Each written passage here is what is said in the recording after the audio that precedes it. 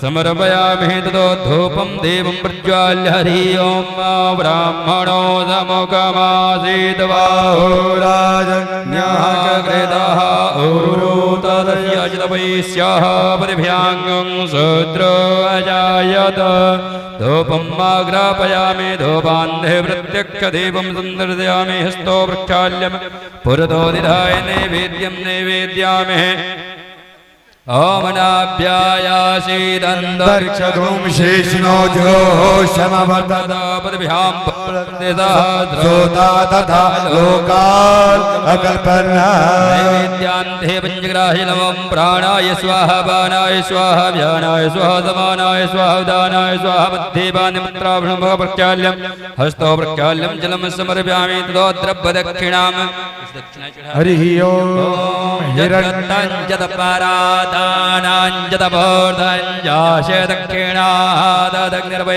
स्वागरमणः स्वर्देवे गुणो दधत हृदाय भुज साधुगुण्यार्थे सदफलप्राप्त्यर्थं द्रव्यदक्षिणां समर्पयामि सीतारामाभ्यां दक्षिणान्ते मन्त्रभृतवाञ्जलिं समर्पयामि तदोतव्यासपूजनम् ओम स्वस्ति न इंद्रो वृद्धस्वाः स्वस्ति नः पूषा विश्ववेदाः स्वस्ति नस्तारक्षो अरिष्टनेमिः स्वस्ति नो बृहस्पतिर्दधातु व्यासाय नमः व्यासचरणकमलेभ्यो नमः ध्यानार्थे चतुष्पाणि समर्पयामि ततो पुष्पं समालाम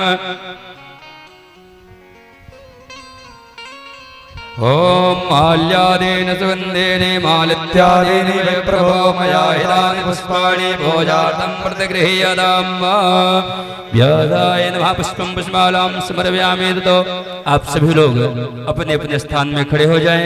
भगवान की आरती हो रही है।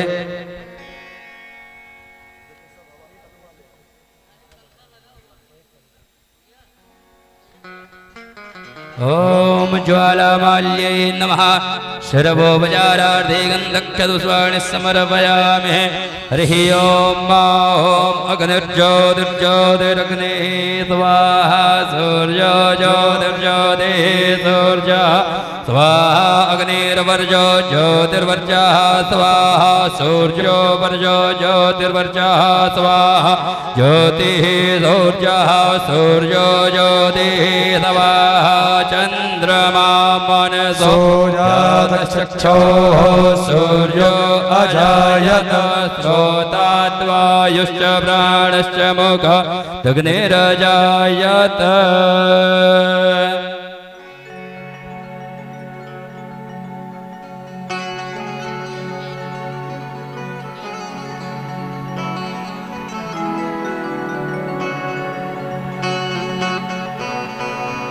आरती श्री राम मायन जी की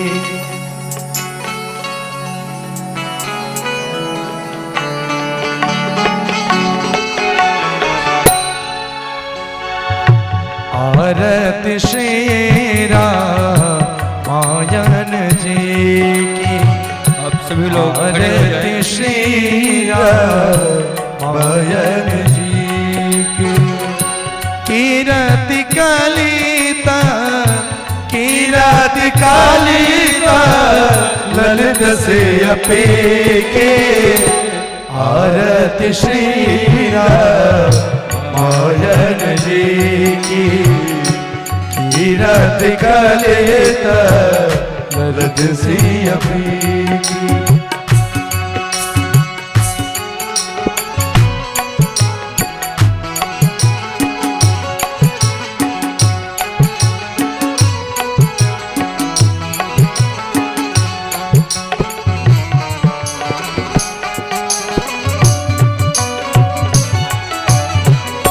गावत ब्रह्मा ऋक मुनि नारद गावत ब्रह्मा ऋक मुनि नारद वाल्मीकि ज्ञान विशारद सुख सनकादि शेष अरु सारद भरनी पवन सुत कीरतिनी की आरती श्री रामायण जी की।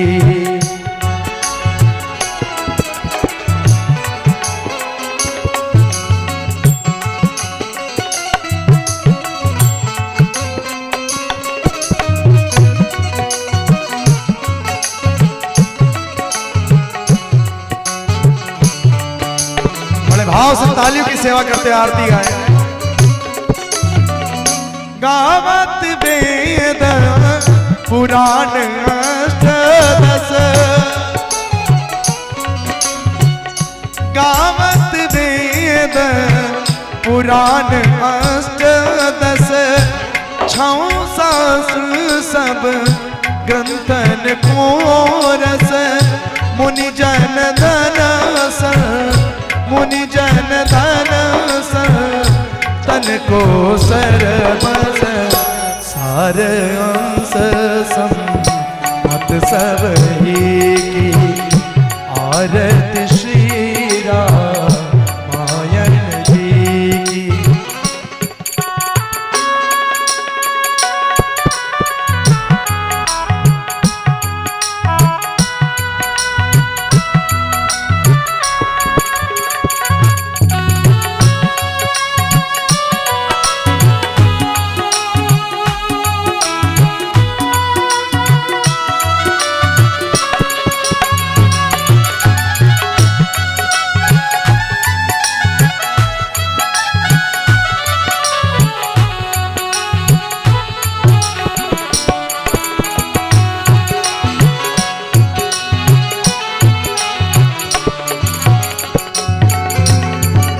गावत संतत शंभु भवानी,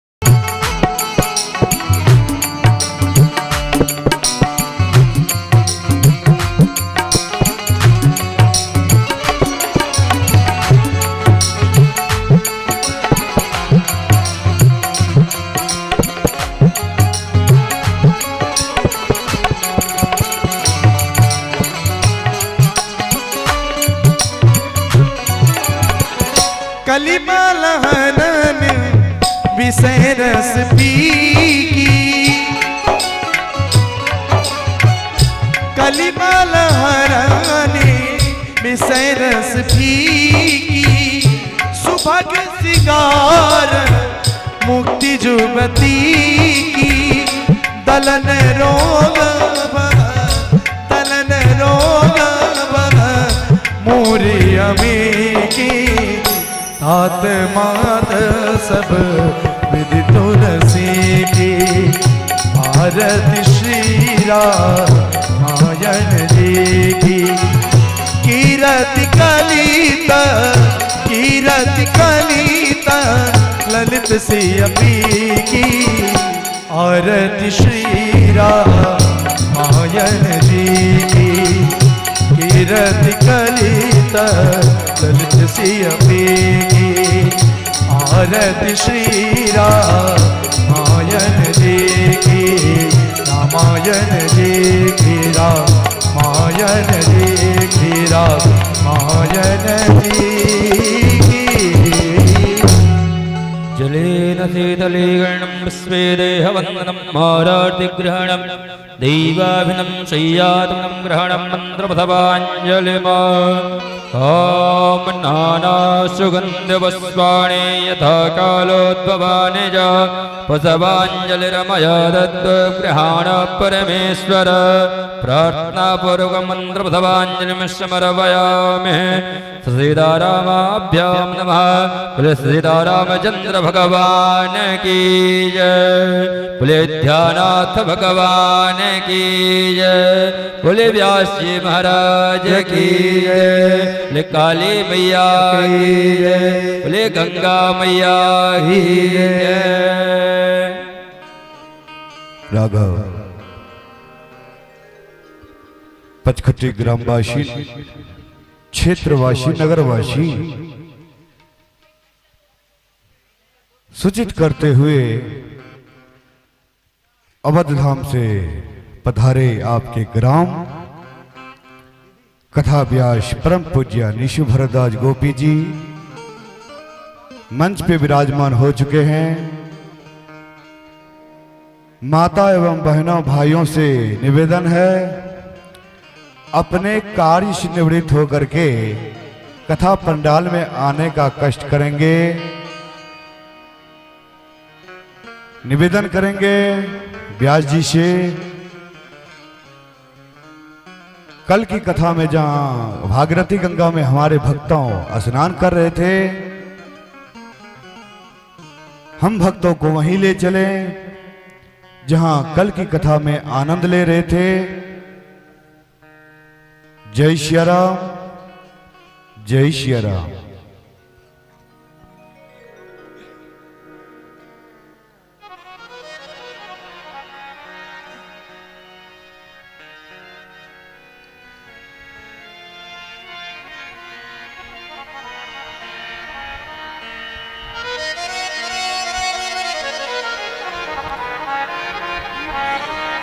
श्री राम।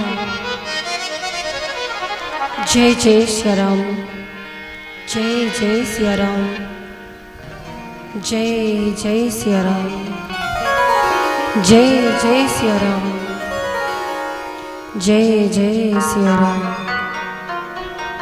जय जय श्री राम, जय जय श्री राम, जय जय श्री राम, राम जय जय श्री राम, जय जय श्री राम।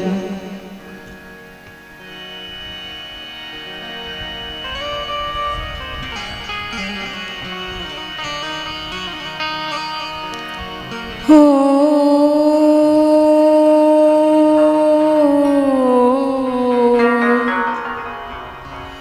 स्वस्ति श्री गणेशाय नमः।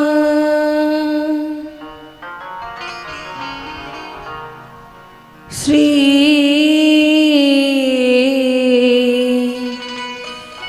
गुरुवे नमः।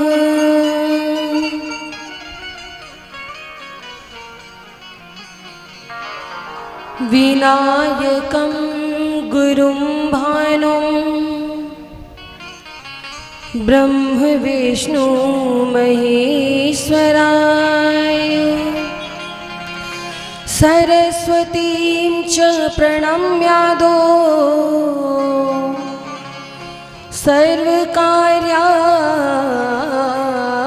सर्वकार्यार्थसिद्धये।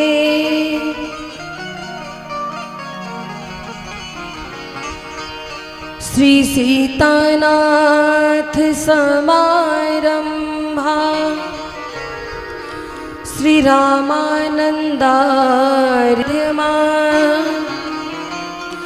अस्मदाचार्य पर्यन्ता वंदे श्री गुरुं परंपरा।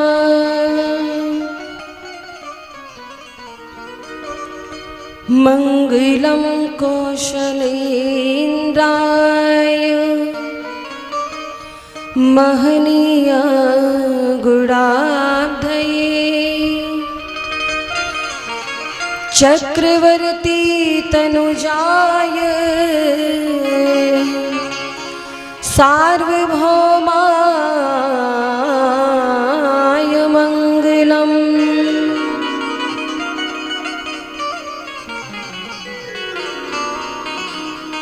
जय जय श्री राधा रमण, जय जय नवल किशोर, जय गोपी चित चोर प्रभु, जय जय माखन चोर।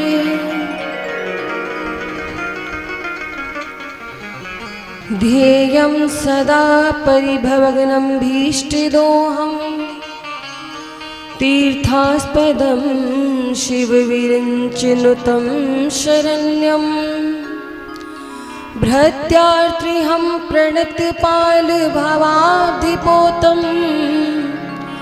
वन्दे महापुरुष ते चरणारविन्दम्।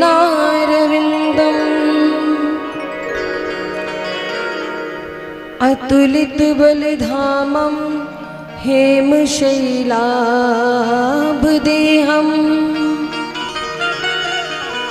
दनुजवन कृशानुं ज्ञानिनामाग्रगण्यं, सकल गुण निधानं वानराणामधीशं,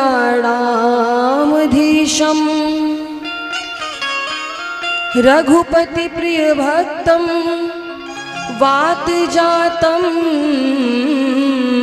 नमामि।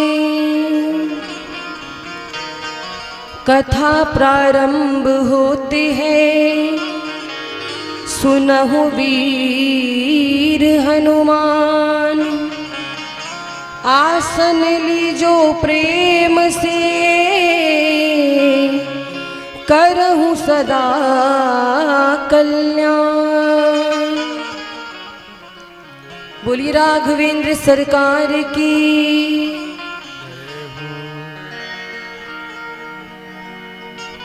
परमाध्यक्ष अनंत कोटि ब्रह्मांड नायक सर्वेश्वरेश्वर पुराण पुरुषोत्तम भक्तवान कल्पतरु श्री सीताराम जी की शब्दमयी मूर्ति, श्री रामचरितमानस की पावन कथा को आप सभी भगवत भक्त बड़े भाव से, बड़े प्रेम से विगत 6 दिनों से श्रवण कर रहे हैं। आज कथा का 7वां दिवस है। आइए भगवान की इस लालित्यमयी गाथा का श्रवण करें, इसे सुनने सुनाने का उपक्रम करें। इससे पूर्व भगवान नाम संकीर्तन का आश्रय लेते हुए वाणी को, जीवा को पवित्र करेंगे। और जिन्हें जिन्हें लगता है कि उनके जीवन की नैया राम जी के भरोसे है, वो आज पंडाल में ताली बजाते हुए भगवान राघवेंद्र सरकार के चरणों में निवेदन करेंगे। जिन्हें जिन्हें लगता है कि हमारा सहारा रघुनाथ है, वो मेरे साथ बोलेंगे। रघुनाथ सहारा तेरा है, रघुनाथ सहारा तेरा है, रघुनाथ सहारा तेरा है, रघुनाथ सहारा तेरा है, मेरे राम सहारा तेरा है, मेरे राम सहारा तेरा है। बोलो मेरे राम सहारा तेरा है, मेरे राम सहारा तेरा है, मेरा और सहारा कोई नहीं, मेरा और सहारा कोई नहीं, मेरा और सहारा कोई नहीं, मेरा और सहारा कोई नहीं। रघुनाथ सहारा तेरा है, रघुनाथ सहारा तेरा है, मेरे राम सहारा तेरा है, मेरे राम सहारा तेरा है। बोली राघवेंद्र सरकार की जय हो।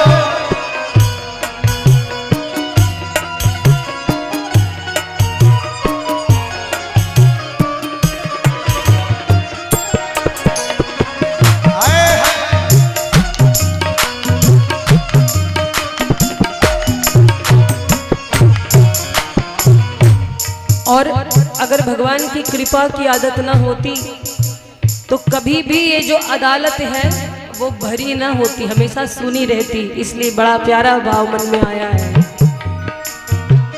कृपा की ना होती जो आदत तुम्हारी, कृपा की ना होती जो आदत तुम्हारी, कृपा की ना होती जो आदत तुम्हारी, कृपा की ना होती जो आदत तुम्हारी, तो सुनी ही रहती अदालत तुम्हारी, तो सुनी रहती अदालत तुम्हारी। रघुनाथ सहारा तेरा है, रघुनाथ सहारा तेरा है, रघुनाथ सहारा तेरा है, रघुनाथ सहारा तेरा है, मेरे राम सहारा तेरा है, मेरे राम सहारा तेरा है। तालियों की सेवा करते हुए हरि बोल।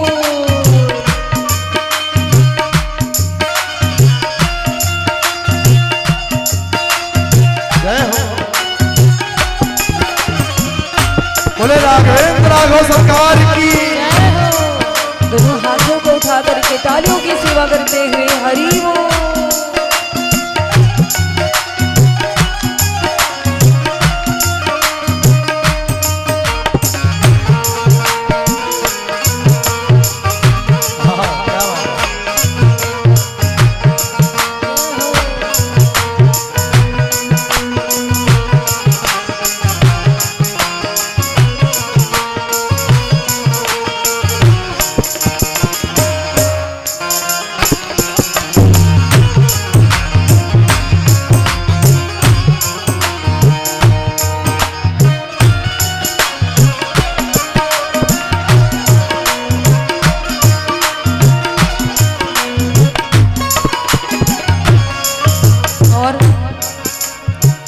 जो दिलों के दिल में जगह तुम न पाते, दिलों के दिल में जगह तुम न पाते, जो दिलों के दिल में जगह तुम न पाते, जो दिलों के दिल में जगह तुम न पाते, तो किस दिल में होती हिफाजत तुम्हारी, तो किस दिल में होती हिफाजत तुम्हारी, तो किस दिल में होती हिफाजत तुम्हारी, तो किस दिल में होती हिफाजत तुम्हारी।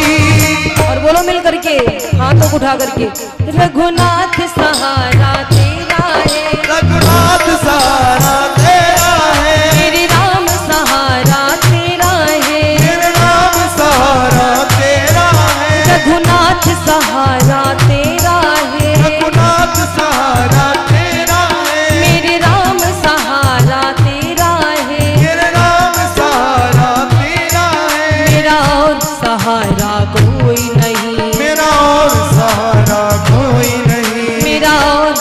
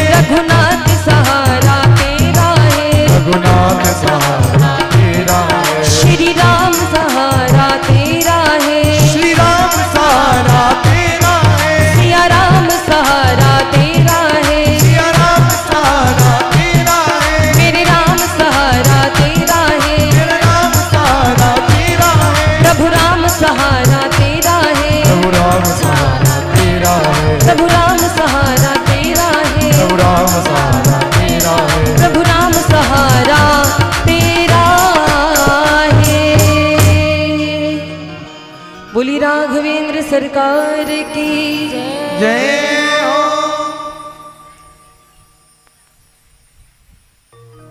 आनंद आ रहा है, थोड़ी देर का आनंद है, इसके बाद भगवान के वन गमन का प्रसंग है ना। कल आप सभी ने जानकी मैया की विदाई का प्रसंग सुना, किस प्रकार से माँ जानकी को बाबा जनक जी विदा करते हैं। माँ सुनैना बहुत प्रकार की शिक्षा दे करके, हृदय से लगा करके अपनी दुलारी बेटी जानकी जी को विदा करती हैं और चारों भैया अयोध्या वापस आते हैं। महाराज, जो ये राम जी की कथा है ये कल्याण करने वाली है। बाल कांड की कथा सुन रहे थे आप, अब अयोध्या कांड की कथा सुनेंगे। और मैं निवेदन करूं, ये जो अयोध्या कांड की कथा है ये त्याग की कथा है। त्याग जीवन में किसे कहते हैं, आज आपको प्रसंग के माध्यम से हम बताएंगे। जीवन में किसने कितना बड़ा त्याग किया है, लेकिन श्री रामचरितमानस में एक पात्र, एक चरित्र ऐसा है जिनसे बड़ा त्याग इस संसार में किसी ने नहीं किया होगा। और महाराज, मेरे राघव जी की कथा जो है ना, वो हमें एक संदेश देती है कि जीवन में कभी खुशी कभी गम आते हैं। जीवन मिला है तो संघर्ष भी है, दुख भी है, कभी सुख भी है, लेकिन ऐसे समय में विचलित नहीं होना है। और रघुनाथ जी ने जीवन में कितने कष्ट सहे, लेकिन उनकी मन की जो शांति थी वो कभी भंग नहीं हुई, वो हर समय पर एक जैसे रहे। राम जी के जैसा चरित्र इस संसार में और किसी का हो ही नहीं सकता। राम जी ने समाज को अपने चरित्र, अपनी लीलाओं के माध्यम से एक संदेश दिया है। मेरे राम जी धन दौलत रुपए पैसे से प्रेम नहीं करते, दीन बंधु हैं, भक्त वत्सल हैं। और आपको मैं एक बात बताऊं, आप कोई भी कथा उठाकर सुन लीजिए, पढ़ लीजिए, कोई भी पुराण पढ़ लीजिए, वेद पढ़ लीजिए, सबसे पहले आपको एक चीज पढ़ने को मिलेगी या जानने को मिलेगी कि भगवान दीनों पर कृपा जल्दी करते हैं। जिसका कोई सहारा दुनिया में नहीं होता, उसके सहारे मेरे प्रभु श्री राम होते हैं। कैसे? एक छोटा सा मैं उदाहरण आपको देती हूँ, सुनिएगा। राम जी बड़ों की बड़ाई को समाप्त करते हैं और छोटों की छोटाई को समाप्त करते हैं। कैसे? इस बात का उदाहरण है मेरे पास। कैसा उदाहरण? उस समय की बात है जब राम जी रावण से युद्ध कर रहे थे, महासंग्राम हो रहा था। रावण जब रथ पर बैठ करके युद्ध करने के लिए राम जी से आया, तो राम जी नीचे धरा पर पैदल युद्ध कर रहे थे और रावण रथ पर बैठा। ये दृश्य देख करके विभीषण जी की आंखों में आंसू आ गए। विभीषण जी रोने लगे। राम जी की दृष्टि विभीषण जी पे गई। बोले, क्या हुआ विभीषण जी? आपके भाई से युद्ध हो रहा है, आपको दुख हो रहा है, कष्ट हो रहा है? विभीषण जी कहते हैं, नहीं प्रभु, कष्ट तो हो रहा है, पर इसलिए नहीं हो रहा कि आप मेरे भाई रावण से युद्ध कर रहे हैं। तो फिर आपकी आंखों में आंसू क्यों है विभीषण जी? विभीषण जी ने कहा, प्रभु आज कष्ट इस बात का हो रहा है कि आप त्रिलोकी के राजा हैं, फिर भी आज आप नीचे पैदल खड़े हैं, आप पैदल युद्ध कर रहे हैं, और रावण दशानन को देखे रथ पे बैठ करके आपसे युद्ध कर रहा है। प्रभु आपको किस चीज की कमी है? आप इंद्र से एक रथ क्यों नहीं मांग लेते? क्या आप इंद्र से बोलेंगे कि हमें रथ दे दो, तो क्या इंद्र इनकार कर देंगे? राम जी मुस्कुराए, बोले विभीषण जी आपकी बात का उत्तर है मेरे पास।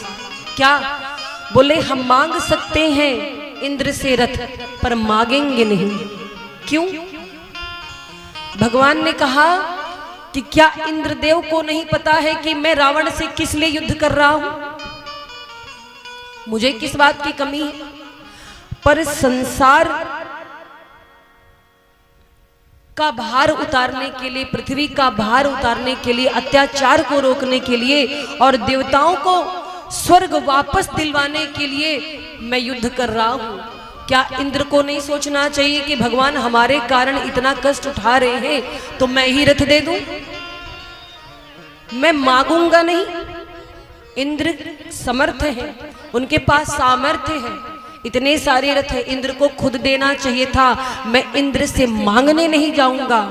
इंद्र को खुद सोचना चाहिए कि भगवान युद्ध कर रहे हैं तो मैं रथ दे दूं, क्योंकि अयोध्या से मैं रथ से नहीं आया।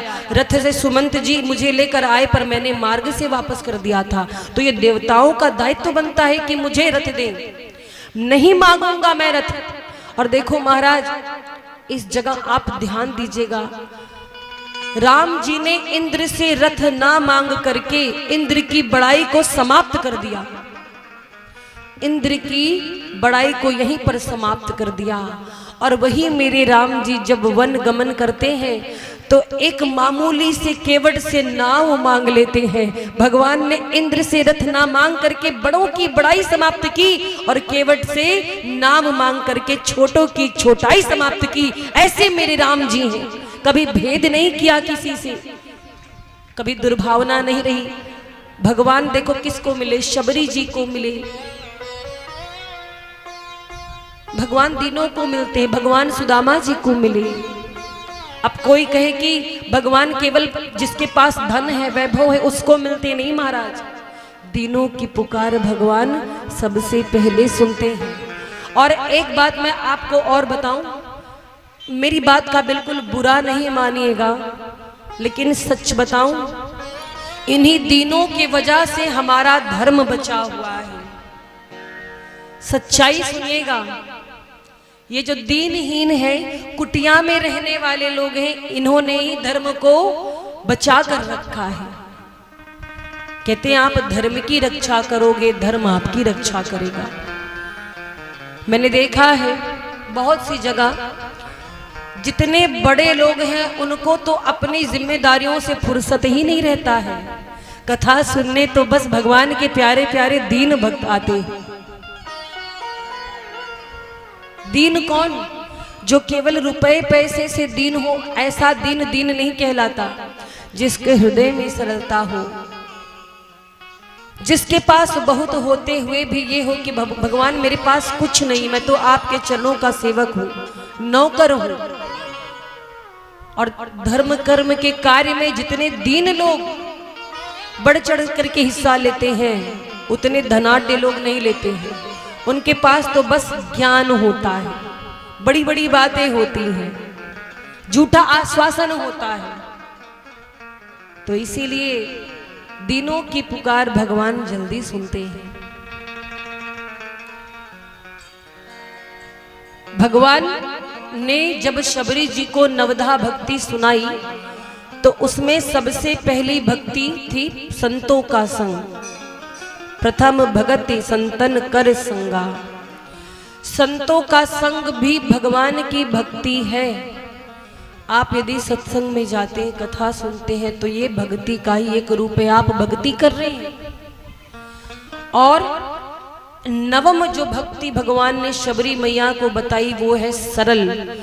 जीवन में एक बात याद रखना, आप पूजा पाठ नहीं कर सकते, कोई बात नहीं। आप नियम संयम नहीं कर सकते तो भी कोई बात नहीं। आप दान पुण्य नहीं कर सकते तो भी कोई बात नहीं। अगर इसके बाद भी भगवान की भक्ति करना है तो बस सरल हो जाइए। अगर आप सरल हो गए तो जीवन में आपको भगवत कृपा जरूर प्राप्त होगी।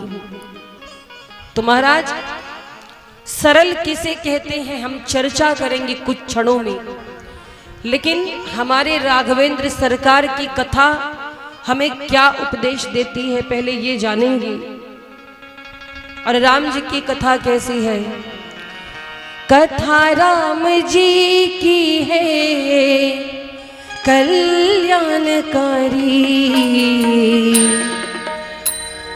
कथा राम जी की है कल्याणकारी, मगर ये करेगी असर धीरे धीरे, मगर ये करेगी असर धीरे धीरे।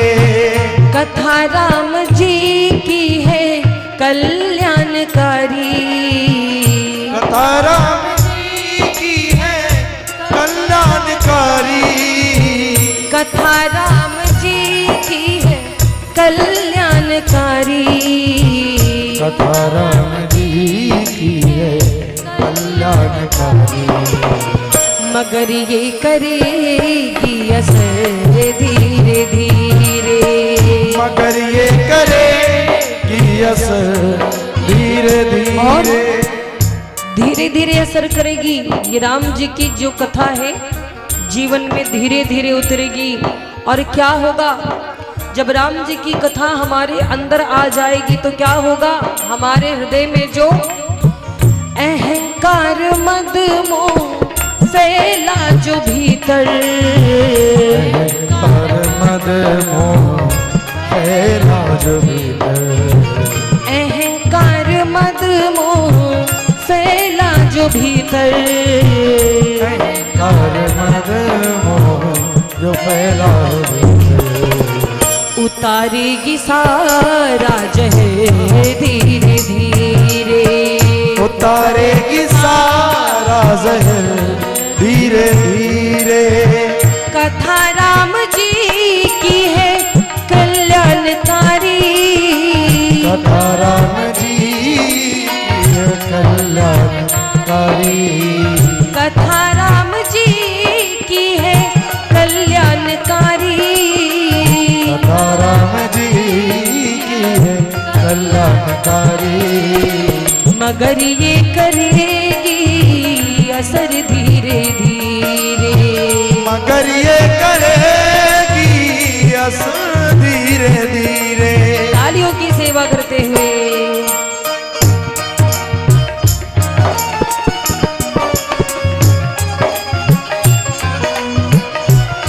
बोले गोस्वामी तुलसीदास जी महाराज की जय हो।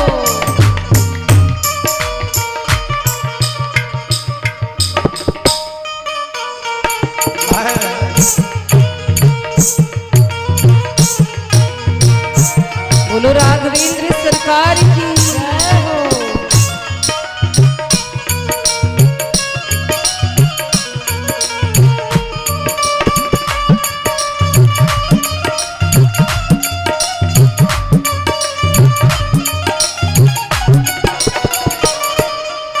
तालियों की सेवा करते हुए हरि बोल।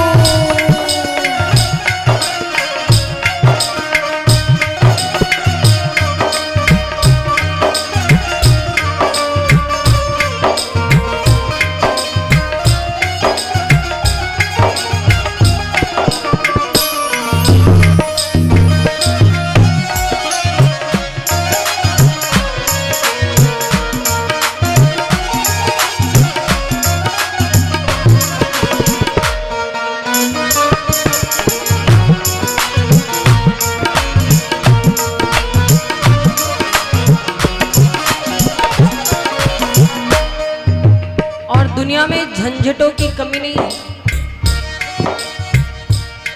इतने झंझट हैं, इतनी समस्याएं हैं, लेकिन उन समस्याओं को कुछ क्षण के लिए भूल करके जो भगवान का भजन कर लेता है, समस्याएं धीरे धीरे अपने आप दूर होने लगती हैं।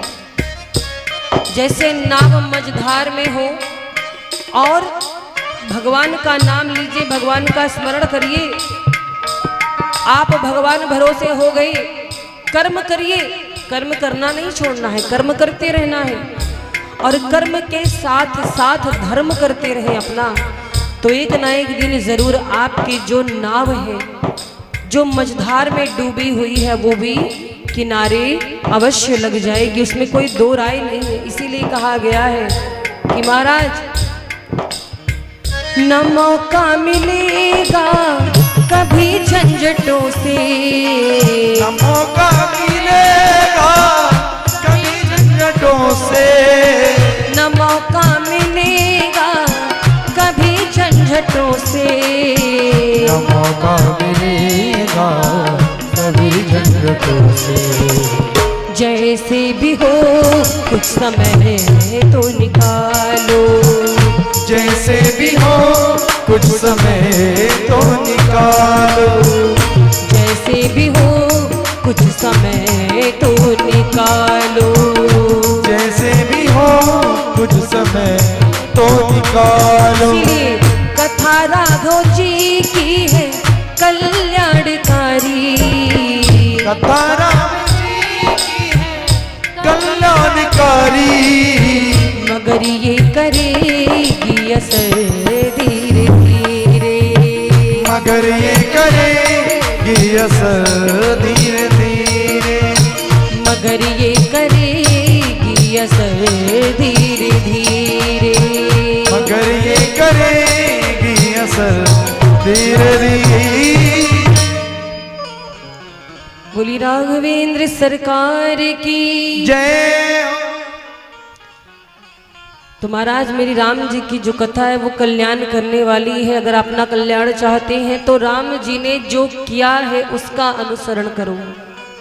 यदि राम जी के एक भी गुण आपके अंदर आ गए तो आपका जीवन बदल जाएगा।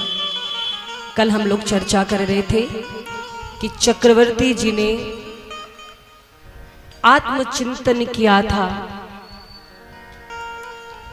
और जब आत्मचिंतन किया तो ये निष्कर्ष निकला कि अब हमें भजन में लग जाना चाहिए और राम जी का राज तिलक कर देना चाहिए। यह विचार गुरुदेव वशिष्ठ को सुनाया और बोले कि आप कोई सुंदर मुहूर्त देखिए, शुभ मुहूर्त। गुरुदेव मुस्कुराने लगे। गुरुदेव कहते हैं कि चक्रवर्ती जी शुभ काम में देरी किस बात की। शुभ कार्य करने के लिए मुहूर्त नहीं देखा जाता। कोई अच्छा काम करना है तो तुरंत कर डालो, क्योंकि कुछ पता नहीं है एक पल में क्या से क्या हो जाए। तो महाराज गुरुदेव ने तो सहमति जताई। गुरुदेव कहते हैं बिल्कुल आप राम जी का राज तिलक कीजिए। राम जी तो सबके प्राण प्रिय हैं, सभी राम जी से प्रेम करते हैं। और महाराज गुरुदेव से आज्ञा मिल गई तो चक्रवर्ती जी गदगद हो गए। आकर के अपनी मंत्री गणों से दरबार में अपना मत कहने लगे कि अगर आप लोग सहमत हो तो कल हम राम जी का राज तिलक कर दें। जो पाचही मत लागे नीका, करहूं हरसिय राम ही टीका।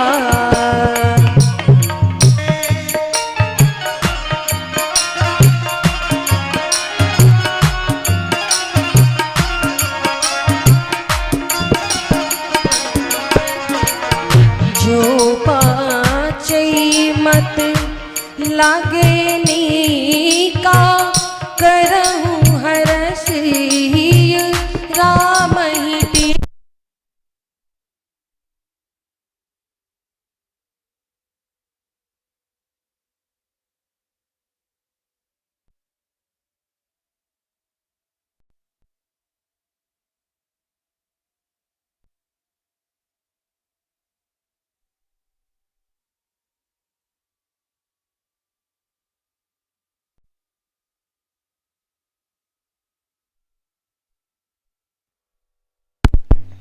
श्री राम।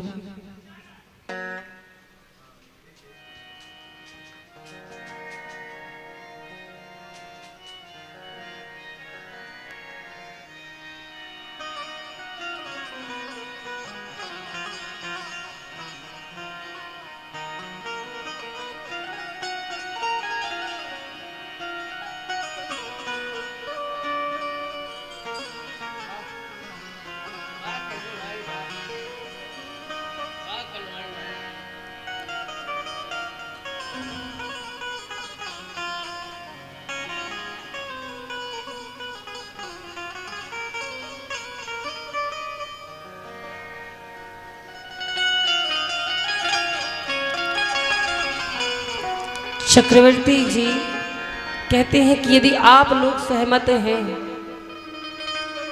तो कल राम जी का राज तिलक हो जाए। और महाराज जैसे ही मंत्री सुमंत जी ने सुना और जितने लोग वहां बैठे थे सुना कि चक्रवर्ती जी राम जी को युवराज पद देने जा रहे हैं, सभी जय जीव कह करके जय घोष करने लगे और बड़े आनंदित हुए। और महाराज सभी मन में विचार करने लगे कि ये चक्रवर्ती जी ने जो बात कही है हम लोग बहुत दिन से सोच रहे थे, कब राम जी का राज तिलक हो और महाराज राम जी को सोने के सिंहासन पर बैठे हम लोग देख पाए। अब राम जी के राज्याभिषेक की बात चली, पूरी प्रजा आनंदित है, सारी अयोध्या नगरी में ये चर्चा होने लगी, खबर रानियों तक पहुंची, कौशल्या मैया, सुमित्रा मैया और कैकेयी मैया। कैकेयी मैया ने सुना राम जी का राज्याभिषेक होने जा रहा है, कैकेयी मैया नाचने लगी, क्योंकि आपको पता है कौशल्या मैया से ज्यादा प्रेम कैकेयी माँ करती हैं राम जी से, अपने भरत से ज्यादा प्रेम राम जी से माँ कैकेयी करती है। तो महाराज जैसे राम जी के राज्याभिषेक की बात सुनी सबसे ज्यादा गदगद कैकेयी जी हुई। तैयारियां होने लगी नगर में। गुरुदेव वशिष्ठ जी राम जी को बुलाते हैं, कहते हैं कि राम जी कल आपका राज तिलक होने वाला है, इसलिए आज से ही आपको कुछ नियमों का पालन करना होगा। आप आज भोजन नहीं करेंगे, आपको ऐसी ऐसी विधियां करनी है, व्रत रखना है। राम जी ने जब गुरुदेव के मुख से सुना कि हमारा राज तिलक होने जा रहा है, जरा सोचो कोई और भाई होता कोई तो खुश हो जाता कि सब भाइयों में सबसे श्रेष्ठ जगह हमको दी जा रही है, सबसे बड़ा पद हमको दिया जा रहा है। लेकिन मेरे राम जी खुश नहीं हुए। राम जी के मन में दुख हुआ। किस बात का दुख? कि हम चारों भाई एक साथ जन्म लिए, एक साथ पढ़ने गए, एक साथ विवाह हुआ, तो केवल राज तिलक हमारा क्यों?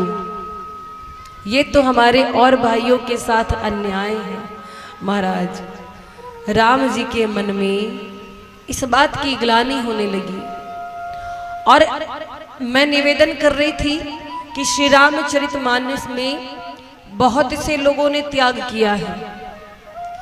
किसी ने धन का त्याग किया, किसी ने मन का त्याग किया, किसी ने राजपद का त्याग किया, किसी ने प्राणों को ही त्याग दिया।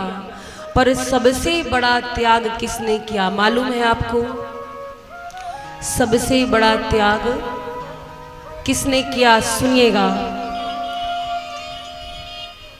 रामचरितमानस यदि आप पढ़िए तो आपको लगेगा कि कैकेयी माँ अपने बेटे भरत के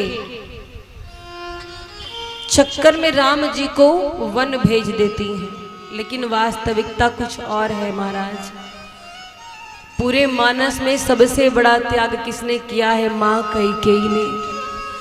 अब जरा सोचिएगा, विचार करिएगा, मैं क्यों कह रही हूं कि मानस में सबसे बड़ा त्याग कैकेयी जी ने किया। बाल्यकाल की बात है, राम जी खेलते हुए मां कैकेयी के कक्ष में गए।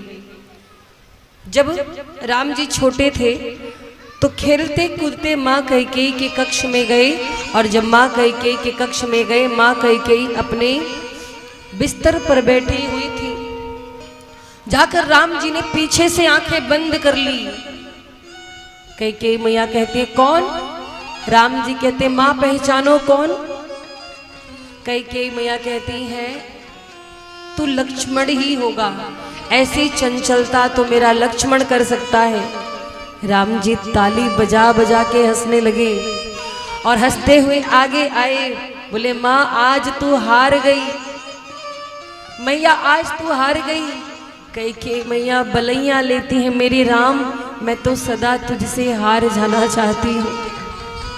मां आज हारी हो तो मेरी एक बात मानोगी? कैकेयी मैया कहती राम कौन सी बात? नहीं मैया पहले वचन दो, आज मैं तुमसे कुछ मांगना चाहता हूँ, क्या मुझको दोगी? कैकेयी माँ कहती राम तू मुझसे मेरे प्राण मांग ले, ये कैकेयी अभी खुशी खुशी तुझे अपने प्राण दे देगी। कैसी बात करता है? तुझको तो पता है भरत से ज्यादा मैं तुझसे प्यार करती हूँ, बता क्या चाहिए? राम जी कहते हैं माँ कुछ दिन बाद जब हम बड़े होंगे तो पिताजी हमें राज सिंहासन का भार सौंपेंगे, और माँ तुम तो जानती हो पृथ्वी का भार उतारने आया हूँ, कहीं राज काज में उलझ गया तो जो करने आया हूँ नहीं कर पाऊंगा। मैं खुद पिताजी से ये बात कह नहीं सकता, पिताजी मुझे वन जाने नहीं देंगे। और माँ तुम्हारे पास 2 वरदान हैं, उसमें से एक वरदान मेरे लिए वनवास मांग लेना। जैसे वनवास की बात सुनी मां कैकेयी का हृदय कांप गया, आंखों से झरझर झरझर आंसू बहने लगे। कहती राम तुम सोच समझ कर कह रहे हो, तुम्हें पता है इसका परिणाम क्या होगा? हृदय कांप गया, मुख कुम्हला गया। राम जी कहते मां ये काम केवल तुम कर सकती हो, और अगर अपने राम से प्रेम है तो बस मेरे लिए एक छोटा सा काम कर दो, माँ मेरे लिए वनवास मांग लेना।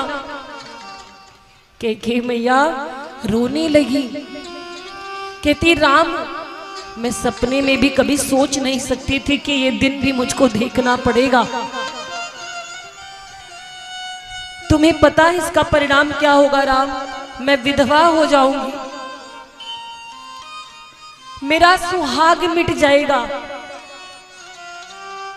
राम जी कहते हैं मां अगर तुम ये नहीं कर सकती तो फिर मेरे सामने बहुत समस्याएं आ जाएंगी।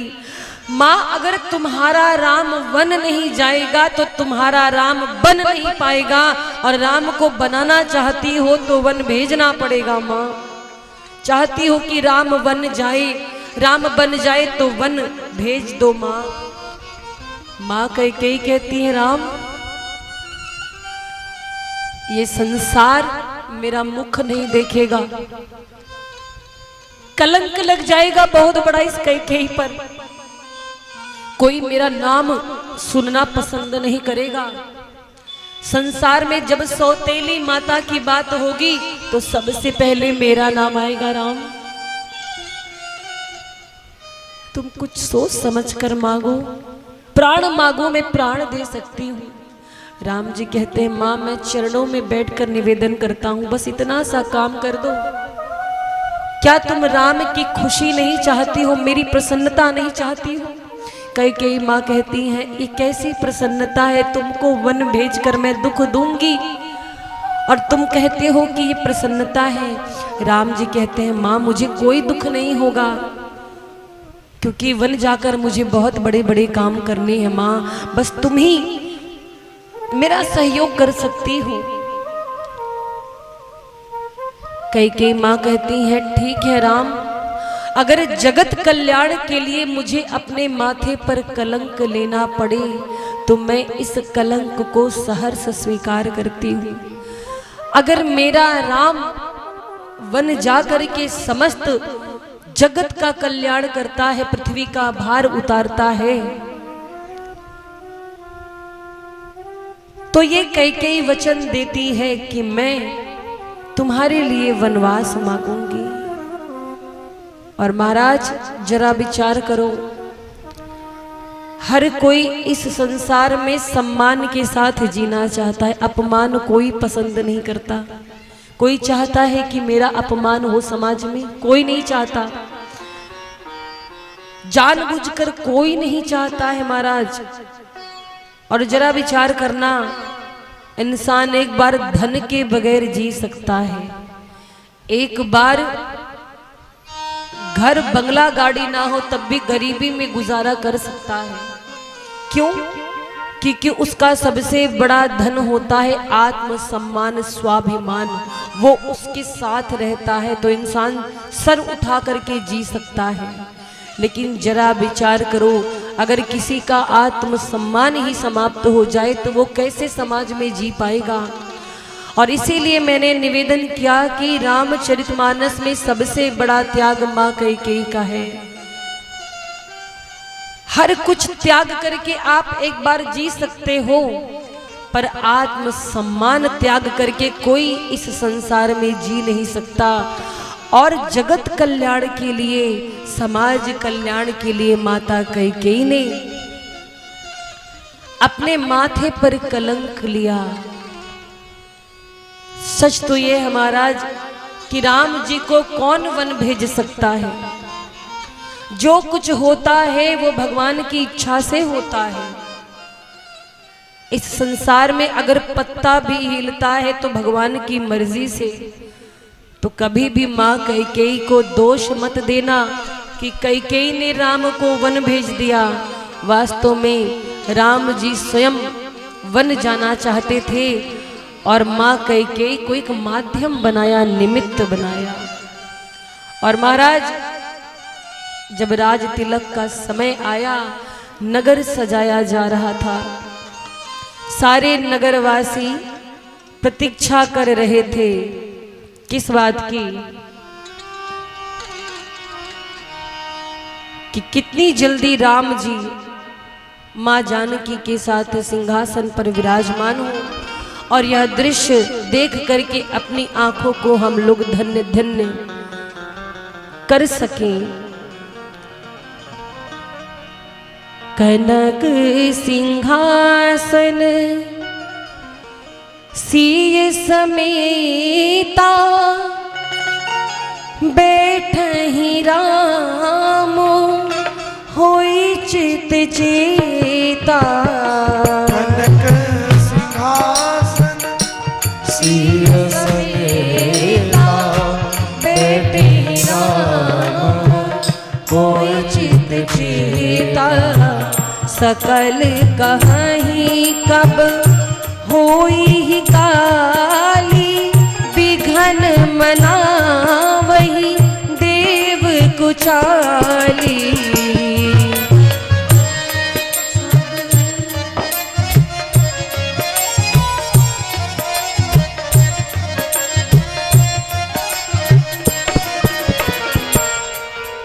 महाराज इधर नगरी सजाई जा रही है, नगरवासी देखना चाहते हैं राम जी और जानकी जी को सिंहासन पर बैठे। उधर कुछ कुचक्री देवता विघन मना रहे थे। आकाश में देवता सोचने लगे कि अगर राम जी सिंहासन पर बैठ गए तो बड़ी गड़बड़ हो जाएगी। रावण को मारेगा कौन? कौन मारेगा रावण को? और इसीलिए मां सरस्वती की आराधना करने लगी। मां सरस्वती से प्रार्थना करते हैं देवता की, हे मां, बस एक रात की बात है, इसी रात के बाद बहुत कुछ बदल जाएगा। अगर जगत कल्याण देखना चाहती हो तो किसी भी प्रकार से राम जी राजा ना बनने पावे, सिंहासन पर ना बैठने पावे, ऐसा कुछ उपाय करो। और महाराज माँ सरस्वती ने देवताओं की विनती सुनी। सरस्वती मैया आई अयोध्या में और अयोध्या में चारों ओर देखा कि किसकी बुद्धि बदलूं कि ये काम गड़बड़ा जाए। तो किसकी बुद्धि बदली? मंथरा, कैकेयी जी की सबसे प्रिय दासी। मंथरा को देखा सरस्वती मैया ने, बस अपयश का पिटारा मंथरा को बना दिया, मंथरा की बुद्धि ही बदल दी। महाराज सरस्वती माँ की बड़ी भूमिका होती किसी कार्य में, ज्ञान की देवी है, बुद्धि की देवी है।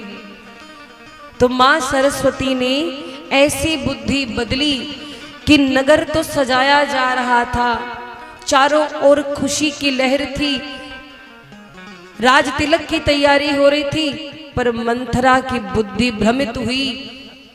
और जैसे उसने सुना कि नगर सजाया जा रहा है, कल राम जी का राज तिलक होना है, बस आ करके रोते हुए पहुंची कैकेयी मैया के भवन में। कैकेयी जी के भवन में पहुंची मंथरा और मुंह लटका कर बैठ गई। जैसे ही मुंह लटका करके बैठी, कैकेयी मैया खुशी से झूमते हुए आई, बोली मंथरा आज तुझे पता है मैं बहुत खुश हूं, आज मैं इतनी खुश हूं, इतनी खुश हूं, इतनी प्रसन्नता तो इससे पहले जीवन में कभी नहीं थी।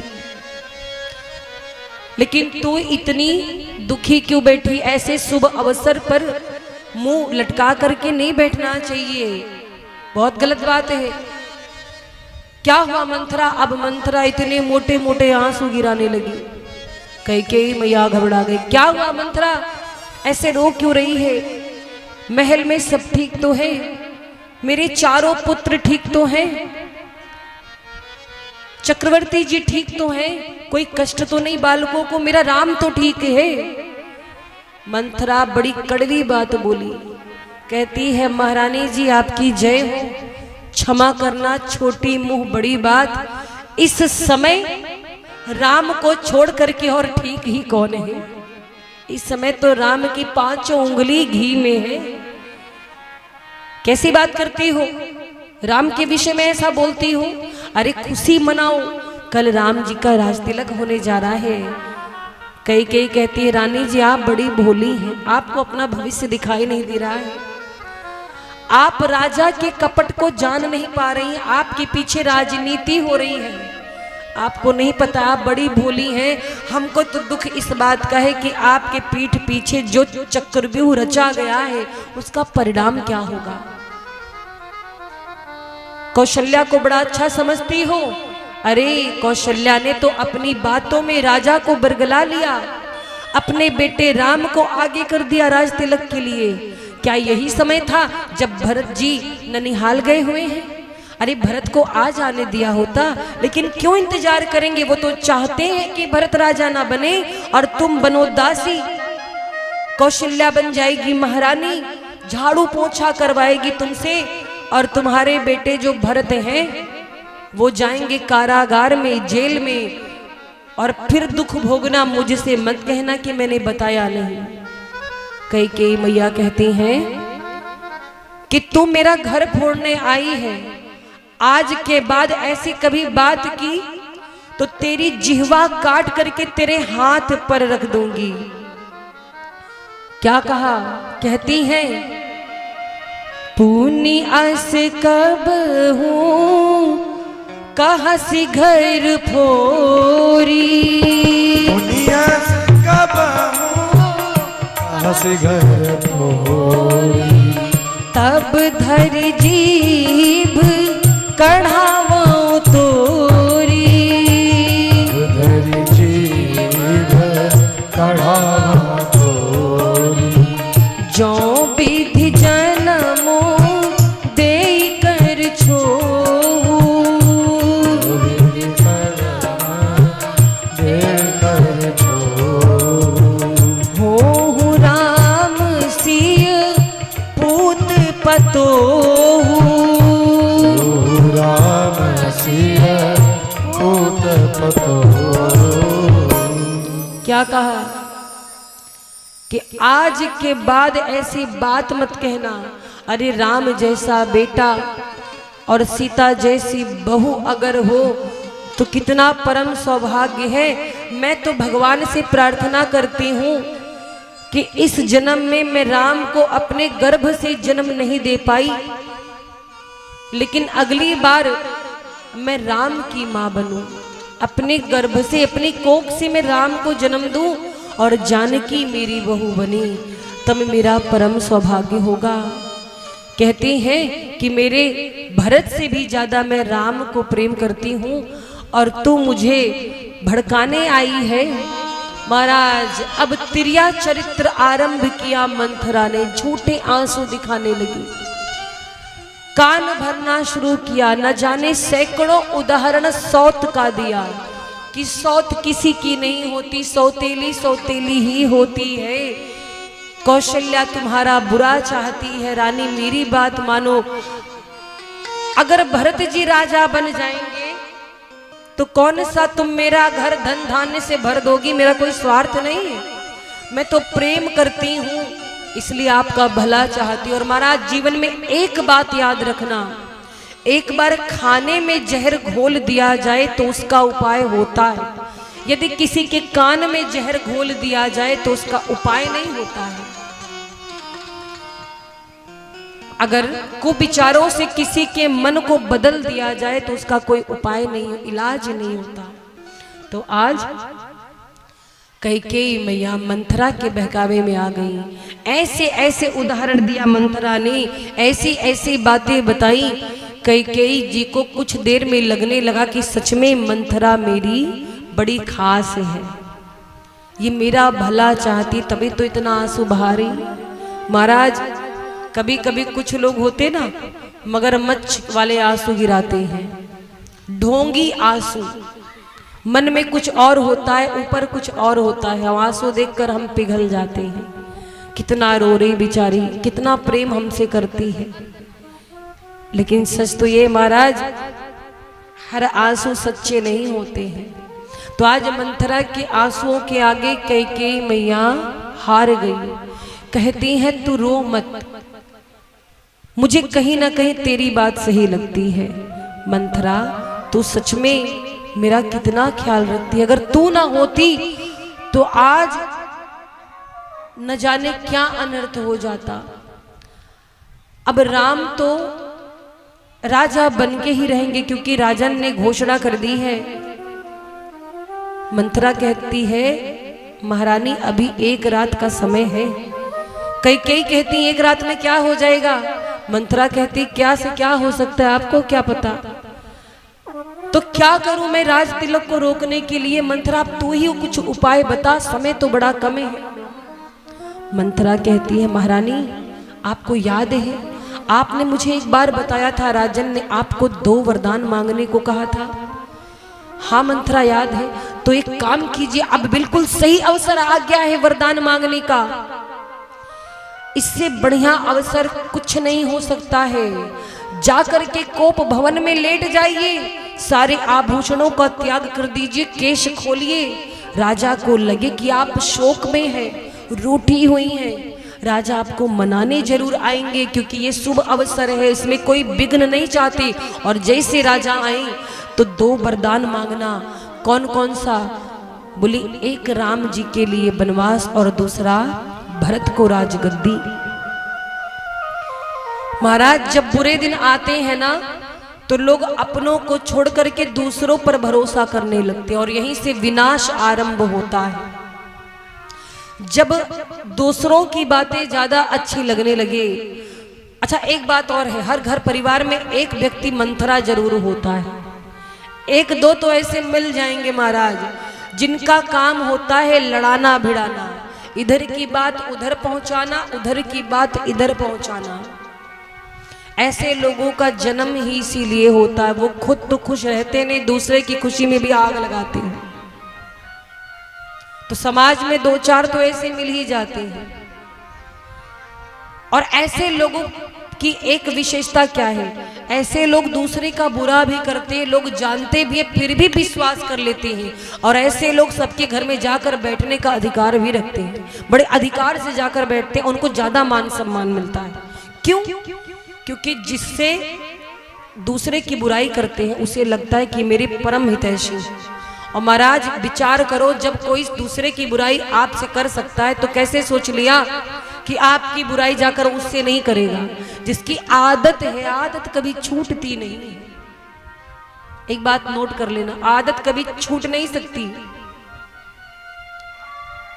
तो याद रखना,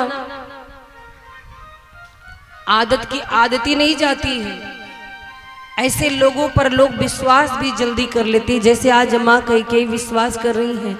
मंथरा ने जितनी बातें सिखाई कैकेयी मैया सब शीश हिलाकर सुन रही हैं। मंथरा ने कहा, सुनिए, राजा से 2 वरदान मांगिएगा, और हाँ, जब तक राजन राम जी की शपथ ना ले लें तब तक वरदान मत मांगना, क्या पता वो पलट जाए।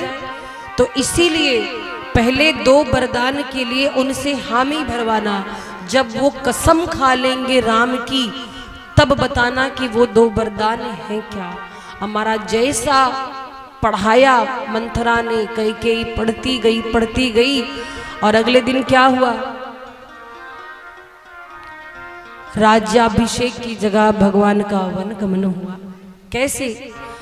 मंथरा की सीख सुन करके कैकेयी गई कोप भवन में। माँ कैकेयी आभूषण उतार करके बाल खोल कर लेट गई। कुछ ही देर में चक्रवर्ती जी कैकेयी जी के महल में पहुंचे। देखा कैकेयी जी नहीं है, पूरे महल में खोज रही है। कैकेयी कहाँ गई? अरे उसे बहुत सारी तैयारी करनी है, कल राम का राज तिलक है। मैंने सोचा ये समाचार मैं कैकेयी को अपने मुख से सुनाऊं।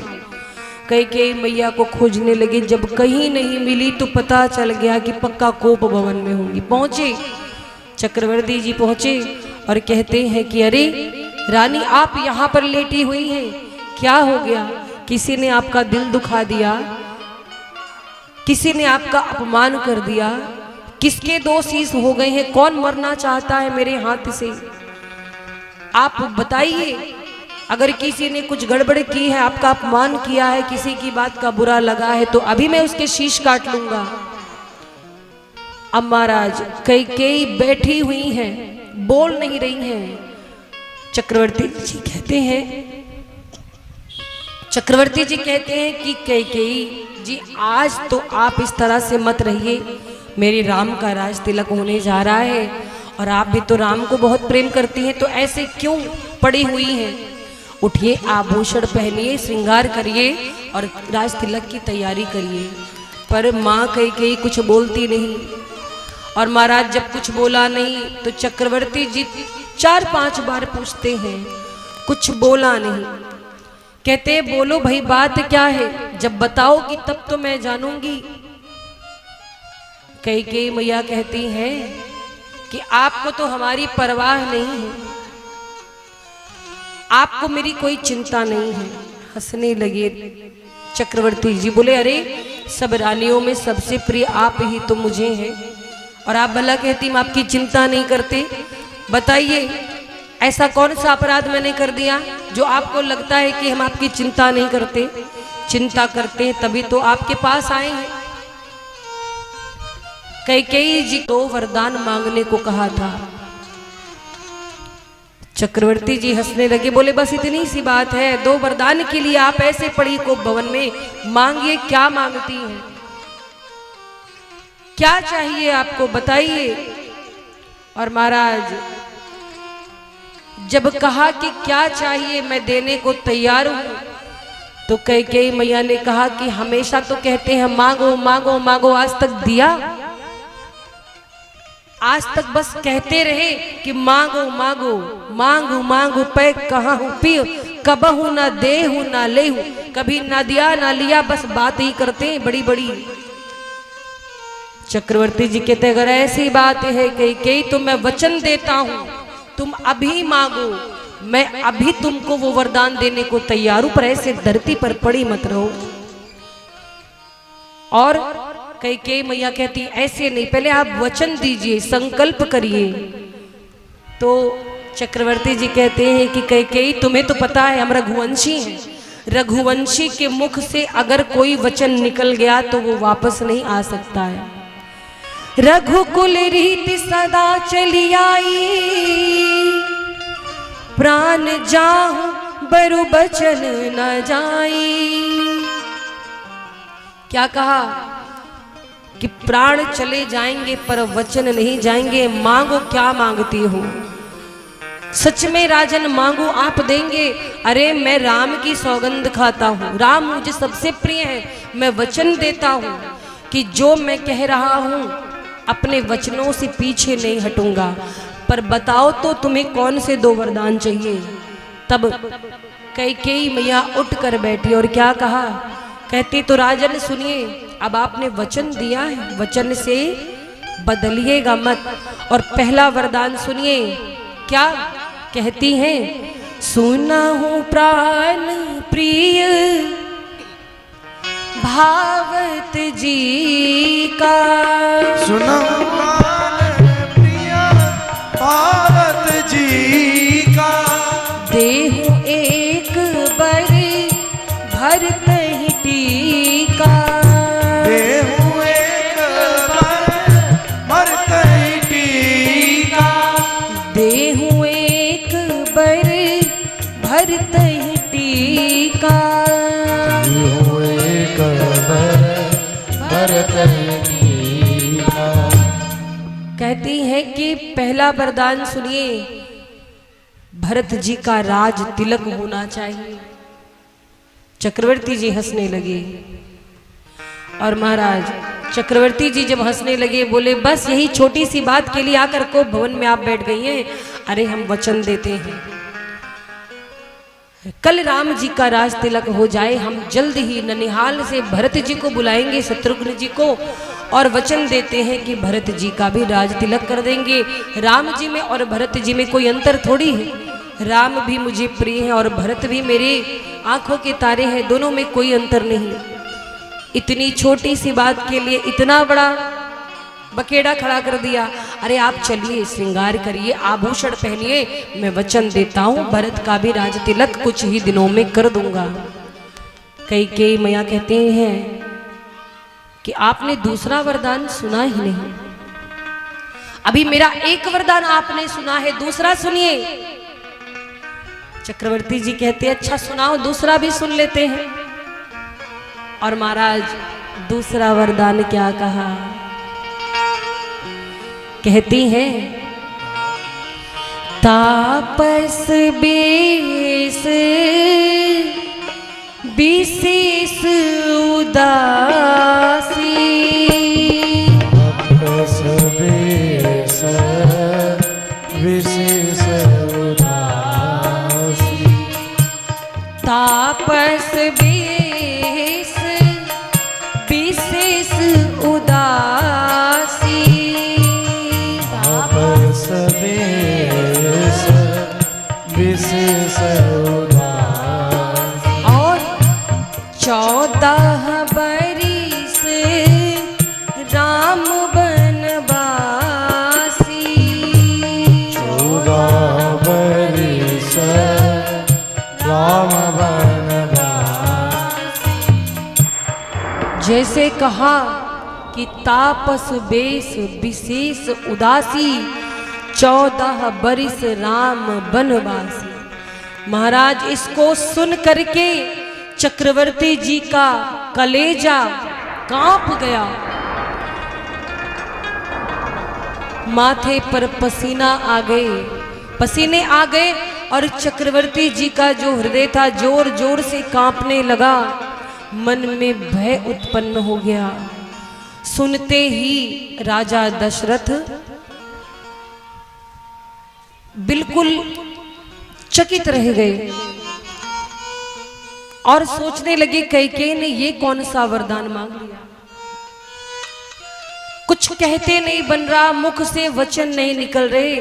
कहते कैकेयी तुम्हारा पहला वरदान, तुमने कहा कि भरत जी को राजगद्दी, मैंने मना नहीं किया, मैंने वचन दिया कि मैं भरत जी का राज तिलक कर दूंगा। लेकिन ये दूसरा कौन सा वरदान मांग लिया? कह दो कि तुम विनोद कर रही हो, तुम ऐसा वरदान नहीं मांग सकती। सच बोलो, विनोद की बातें है ना, केवल एक हंसी की बात है। कई मैया कहती है नहीं राजन, मैं कोई विनोद या मजाक के स्थिति में नहीं हूं, मैं बिल्कुल गंभीरता के साथ कह रही हूं। राम को 14 वर्ष का वनवास दे दीजिए, यही मेरा दूसरा वरदान है। माथे पर हाथ रखकर दोनों नेत्र बंद करके राजा बैठ गए और सोचने लगे मानो साक्षात शरीर धारण करके सोच ही सोच रहा हो। महाराज चक्रवर्ती जी सोचने लगे, हाय ये कैसी किसकी नजर लग गई? हमने जो कल्प वृक्ष लगाया था बस वो फलने फूलने वाला था, किसी की बुरी नजर लग गई। कैकेयी रूपी हथिनी ने उसको उखाड़ फेंक दिया, मेरे मनोकामना रूपी कल्प वृक्ष को। और महाराज चक्रवर्ती जी मन में सोचते हैं कि अयोध्या को उजाड़ने पे तुल गई है कैकेयी, इसकी मति कैसी भ्रमित हो गई है। जब महाराज दशरथ सोचने लगे, भूमि पर बैठ गए, मुख से वचन नहीं आ रहा है, श्वास तेज तेज से ले रहे हैं। कैकेयी मैया कहती हैं, क्यों महाराज अब बोलते क्यों नहीं है? अभी तक तो बड़ा कह रहे थे वरदान मांगो वरदान मांगो, अब वरदान मांग लिया तो मौन हो गए। अरे कुछ तो बोलिए, हाँ नहीं कुछ तो बोलिए। नहीं देना तो साफ साफ मना कर देना चाहिए, फिर झूठा विश्वास नहीं दिलाना चाहिए ना। मुझे मालूम था वरदान सुनते ही आप चुपचाप बैठ जाएंगे, इससे अच्छा कि पहले ही मना कर दिए होते। या तो आप वरदान दीजिए या तो फिर अपने ऊपर अपयश लीजिए, क्योंकि आप कहते हैं हम रघुवंशी हैं, रघुवंशी हैं, और रघुवंशियों के वचन कभी व्यर्थ नहीं होते हैं। तो अपनी बात या तो वापस लीजिए और ये स्वीकार कीजिए कि आप अपने वचनों का पालन नहीं कर रहे हैं। ज्यादा से ज्यादा क्या होगा, समाज आप पर हंसेगा, आपका अपयश होगा। अब ये सारी बातें कैकेयी माता कह रही हैं, पर राजा दशरथ चुपचाप सुन रहे हैं। फिर उठते हैं, कैकेयी मेरी बात समझो, तुम जैसा सोच रही हो वैसा नहीं है। मेरा राम राजपद का लोभी नहीं है। तुम्हें क्या लगता है कि राम ने मुझसे राजपद मांगा है? अरे मैं राम को एक बार अगर कह दूंगा तो राम तो हंसते हंसते राजपद का त्याग कर देगा। राम को राज्य का लोभ है ही नहीं, और राम भरत से बहुत प्रेम करते हैं।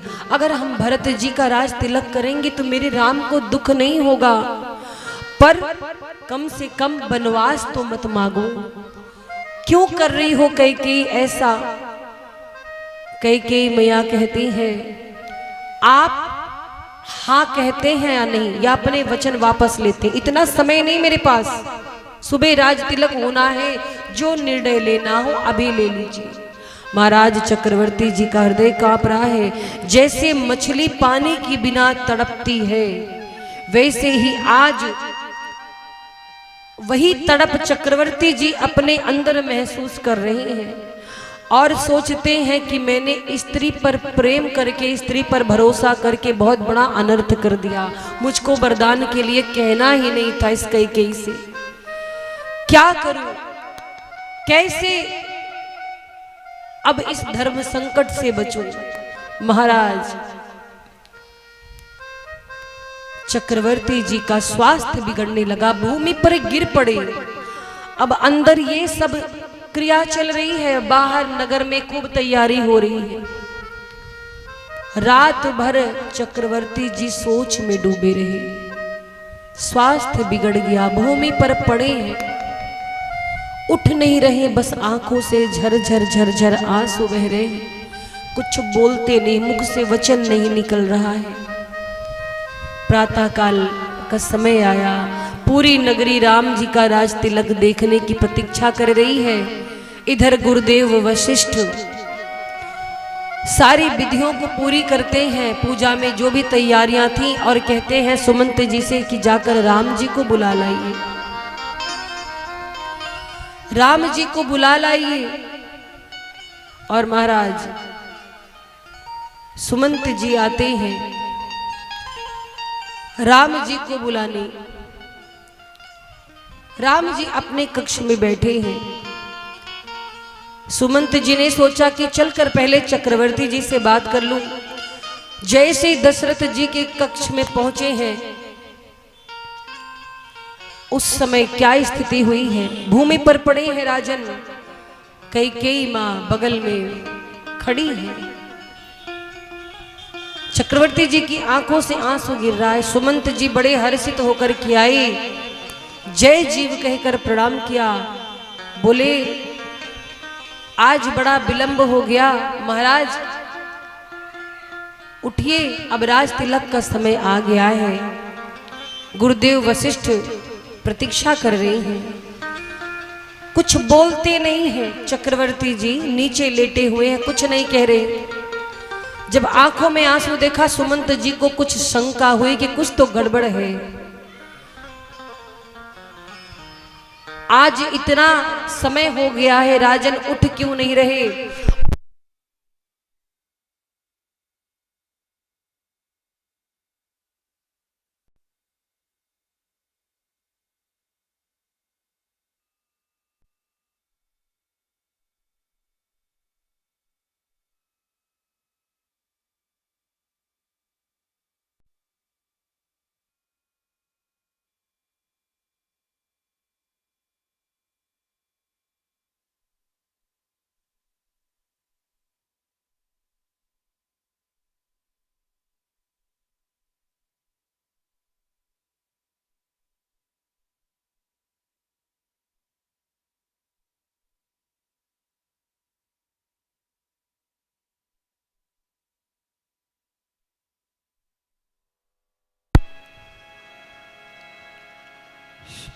भोली राघवेंद्र सरकार की।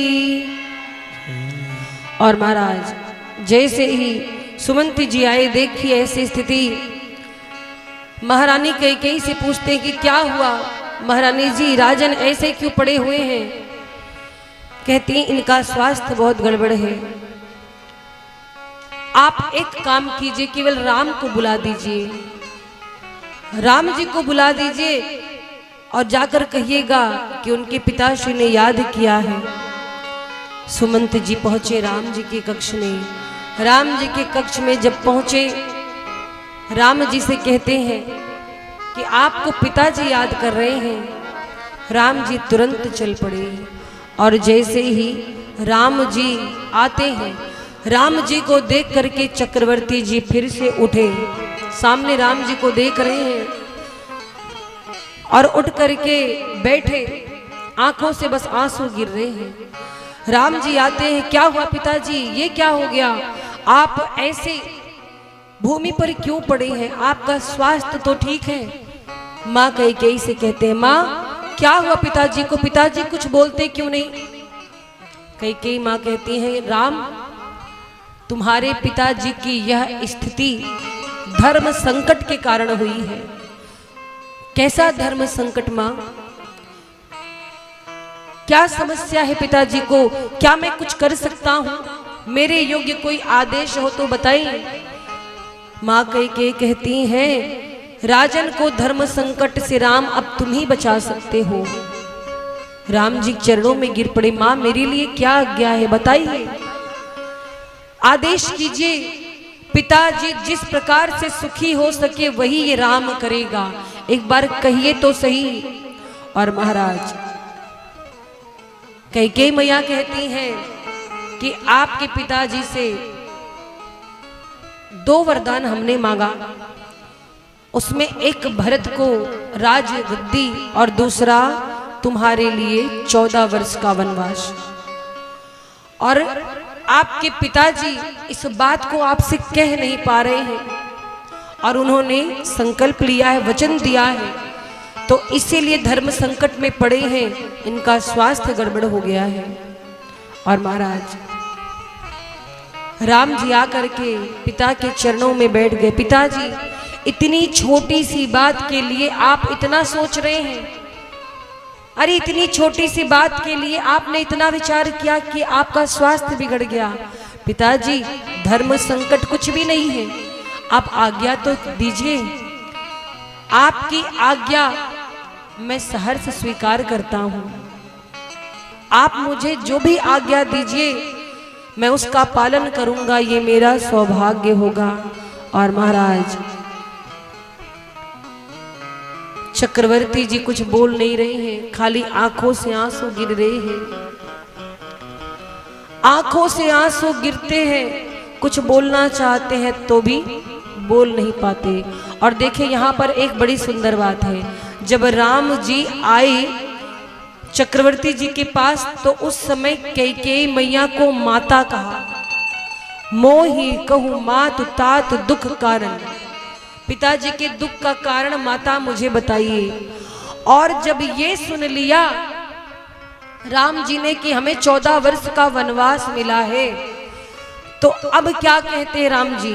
राम जी दुखी नहीं हुए, पिताजी की स्थिति को देखकर दुखी हुए थे, लेकिन जैसे 14 वर्ष का वनवास सुना राम जी ने नाचने लगे खुशी से, मन में प्रसन्नता छा गई, मुस्कुराने लगे राम जी। और अब कैकेयी मैया को जननी कहते हैं। जननी किसे कहते हैं पता है? जिसने जन्म दिया हो। माता तो आप सबको कह सकते हैं, माता कह करके किसी को भी बुला सकते हैं, पर जननी वही होती है जिसने जन्म दिया हो। तो जन्म तो कौशल्या मैया ने दिया है, लेकिन आज राम जी ने कैकेयी माता को जननी कह करके बुलाया। क्यों? क्योंकि आज से राम का दूसरा जन्म होने जा रहा है, इसीलिए राम जी ने जननी की संज्ञा दी। और क्या कहा? बोले माँ, वो पुत्र इस संसार में सबसे बड़ा सौभाग्यशाली होता है जो माता पिता के वचनों में, उनके वचनों का पालन करने में प्रेम रखता हो। और मैं इस दृष्टि से बहुत ही सौभाग्यशाली हूँ।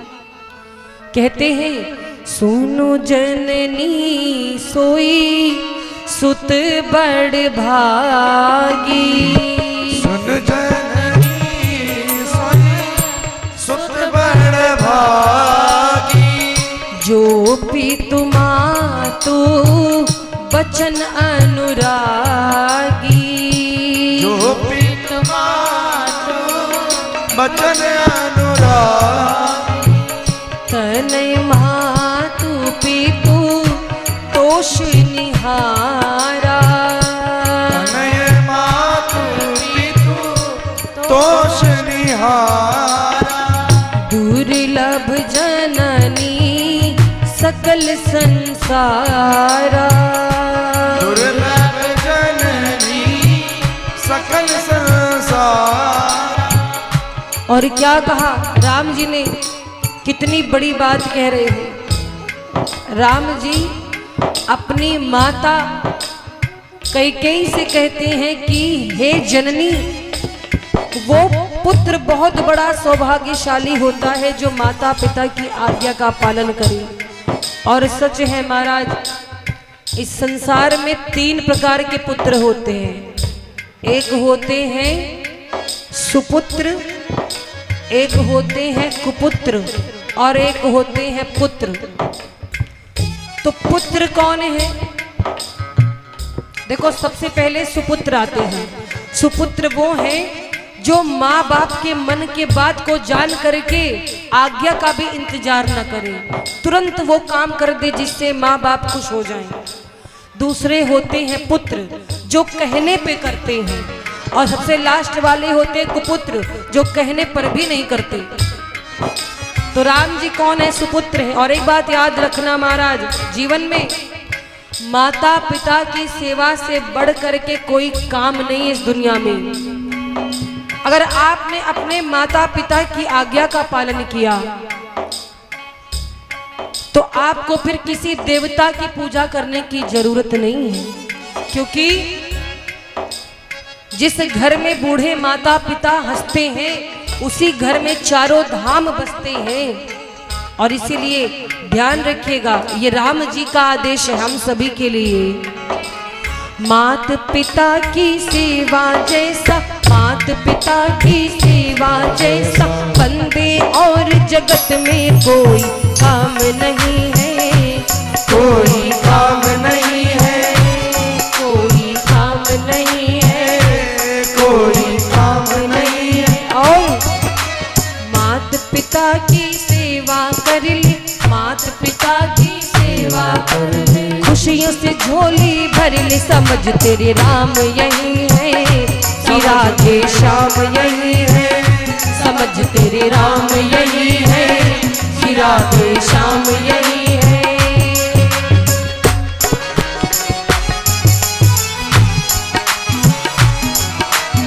तालियों की सेवा करते हुए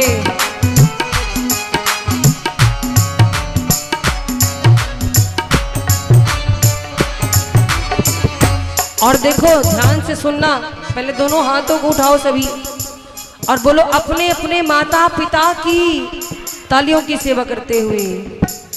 घर क्या है पता है? घर एक मंदिर तेरा, मात पिता ही भगवान है। घर एक मंदिर तेरा, पिता ही भगवान है। जो भी न समझे प्राणी वो तो बड़ा ही नादान है। ओ जो भी न समझे प्राणी वो तो बड़ा ही नादान है।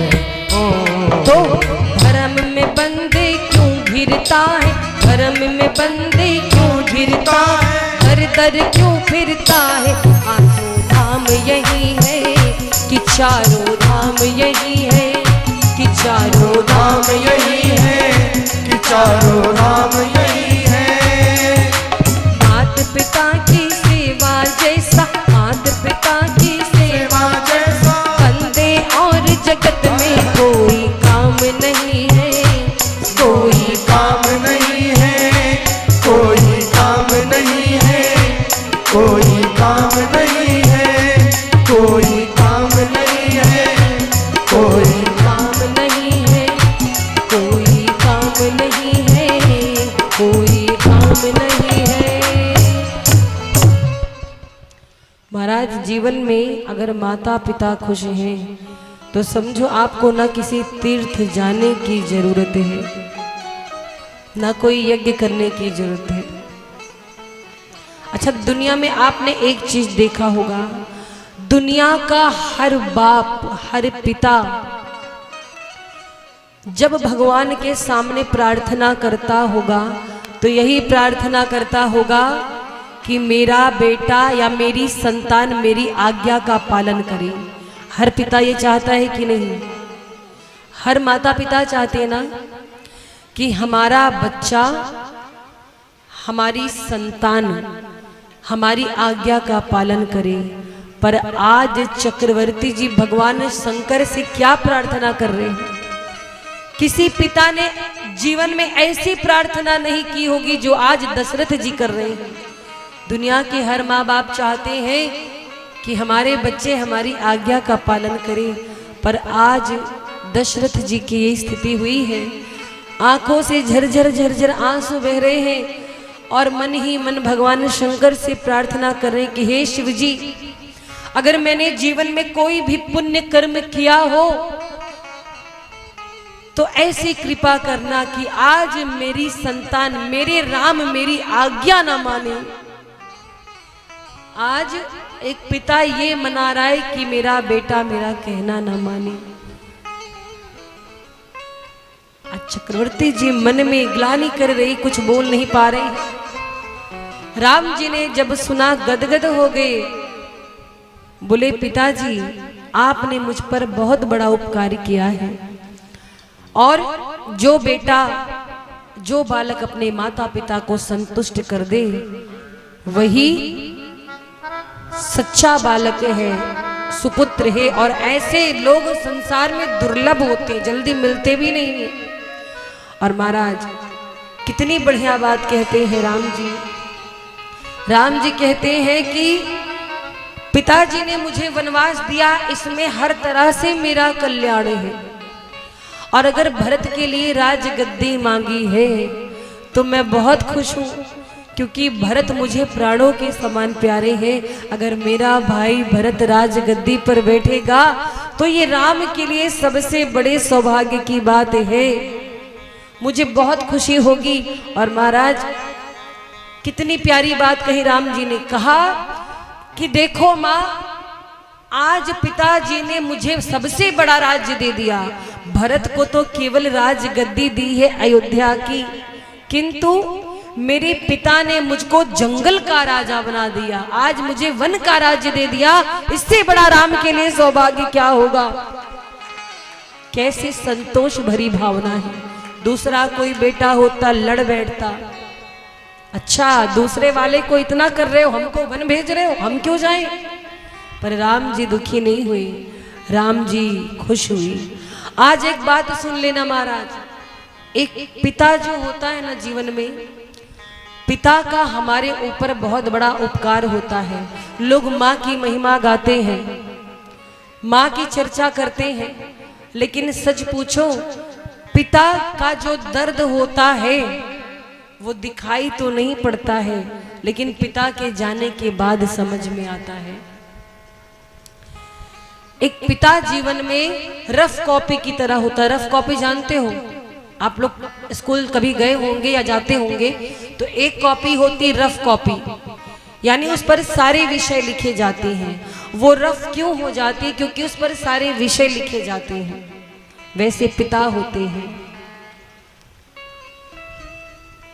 जीवन भर परिश्रम करके पिता अपने बच्चों के लिए बनाता है कि हमारे बच्चे आगे चलकर दुखी ना हो। और जीवन में एक पिता ही ऐसा होता है महाराज जो सोचता है कि हमारे बच्चे हमसे ज्यादा आगे जाएं, सफल हो। बाकी दुनिया में कभी कोई नहीं चाहेगा कि आप किसी से आगे जाओ, लेकिन पिता सदैव चाहते हमारे बच्चे हमसे आगे जाएं।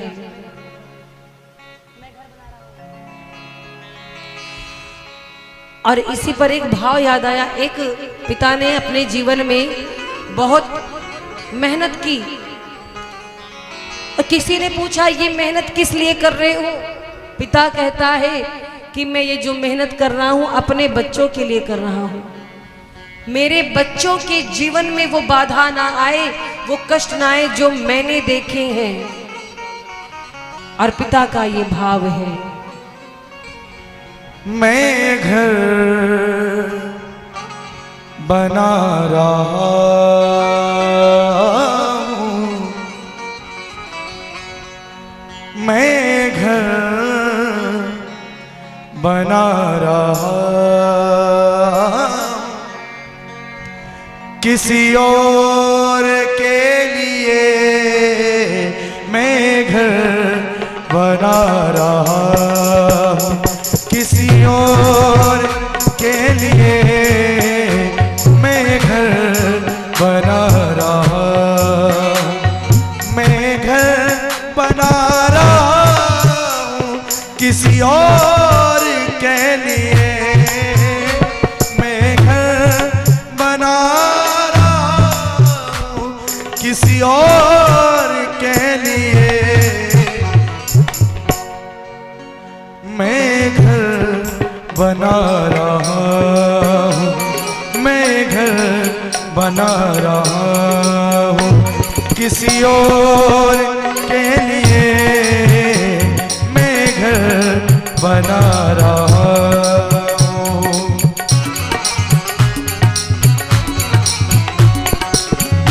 हाथों को उठा करके तालियों की सेवा करते हैं।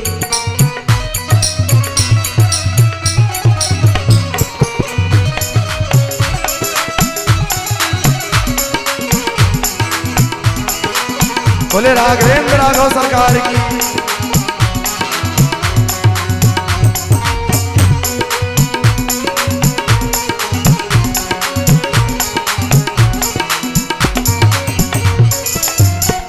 कि पैर किया ललकारें सुन लेती और धीरे बोलो राज की बात,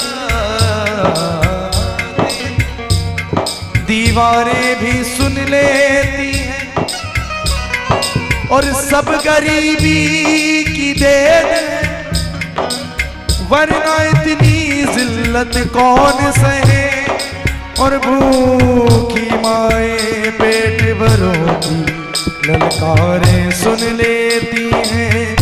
माना कि मेरे बाद कई फूल आएंगे, माना कि मेरे बाद कई फूल आएंगे। पौधा लगा रहा हूं, पौधा लगा रहा हूं किसी और के लिए, पौधा लगा रहा हूं किसी और के लिए, मैं घर बना रहा हूं। बड़े भाव से तालियों की सेवा करते जाए।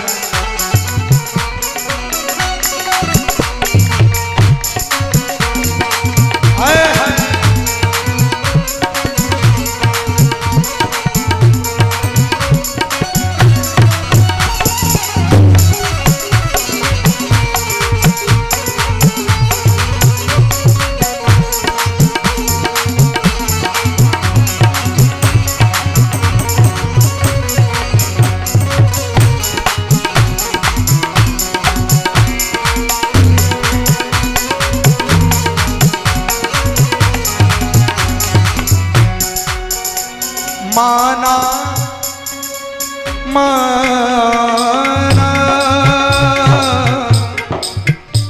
मैंने तो ठोकरों में गुजारी है जिंदगी, मैंने तो ठोकरों में गुजारी है जिंदगी। पत्थर हटा रहा, पत्थर हटा रहा किसी और के लिए, तालियों की सेवा। पत्थर हटा रहा किसी और के लिए, मैं घर बना रहा हूं।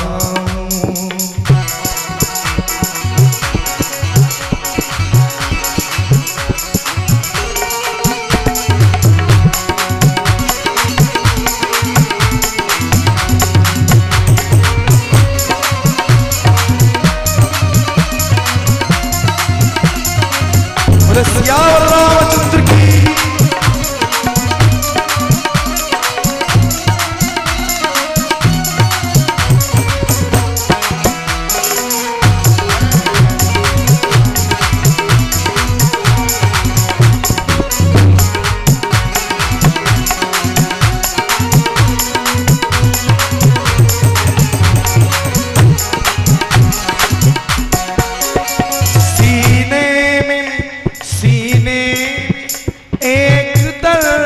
का तूफान लिए हुए, सीने में एक दर्द का तूफान लिए हुए, मैं मुस्कुरा रहा, मैं मुस्कुरा रहा किसी और के लिए, मैं मुस्कुरा रहा किसी और बना रहा।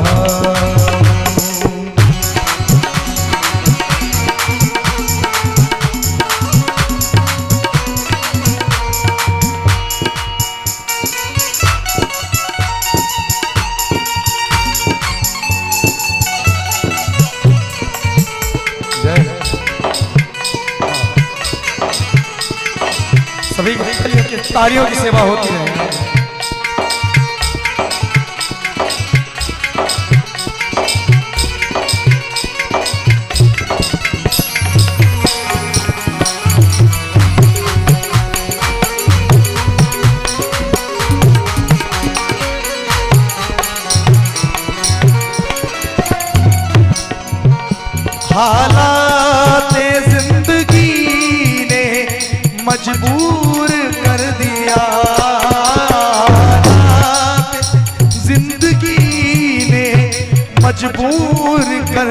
पिया परदेस जा रहा, परदेस जा रहा, किसी और के लिए परदेस जा रहा, किसी और के लिए मैं घर बना रहा, किसी और के लिए मैं घर बना रहा, मैं घर बना रहा, मैं घर बना रहा।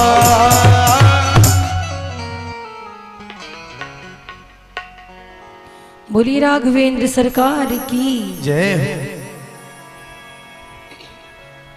तो महाराज इस प्रकार से पिता का जो त्याग होता है जीवन में वो बड़ा ही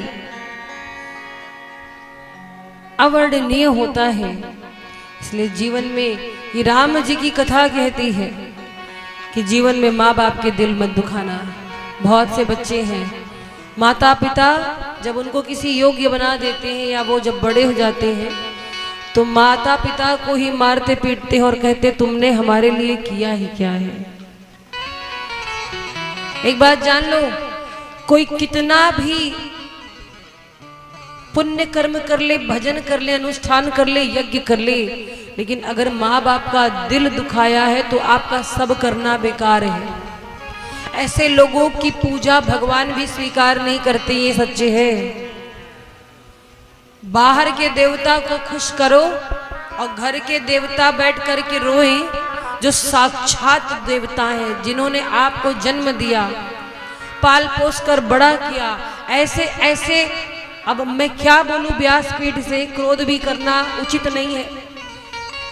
ऐसे ऐसे बालकों को मैंने देखा महाराज, जब तक विवाह नहीं हुआ है तब तक तो माँ की वाह वाह है, और जब शादी हो गई, पत्नी आ गई, तो माँ ही दुश्मन लगने लगती है।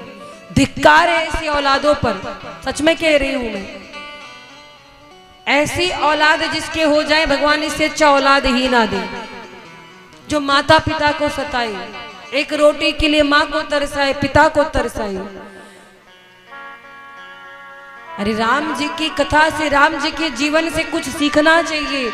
ये जो कथाएं आप शास्त्र उठाकर पढ़ सकते हैं, ग्रंथ उठाकर पढ़ सकते हैं, लेकिन कथा का उद्देश्य है कि जीवन में कुछ बदलाव आए हमारे।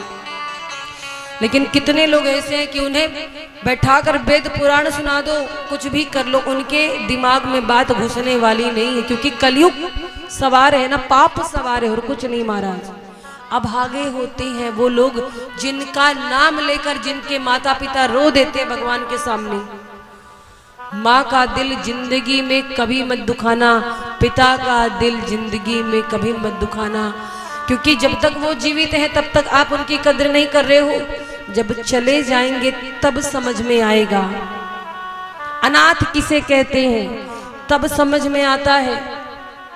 इसीलिए जीवन में कभी भी माता पिता का दिल मत दुखाना, क्योंकि ऐसे लोग, भगवान कहते हैं ऐसे लोगों को। एक बार की बात है, एक आदमी जिसकी शादी हुई, पत्नी घर में आ गई तो माँ को ही मार पीट कर घर से निकाल दिया और लगा भंडारे करने। नवरात्र का समय था तो दिखावे के लिए, कुछ लोग धर्म दिखावे के लिए करते हैं, मेरा नाम हो तो सुन लो, नाम के लिए जो काम करते हो ना, वो आपके काम आने वाला नहीं है, फिर वो बस ऊपर से ही निकल जाने वाला है। धर्म दिखावे की चीज नहीं है महाराज। धर्म तो अंदर से होता है, अंदर से जो अच्छे कर्म होते हैं वही धर्म होते हैं।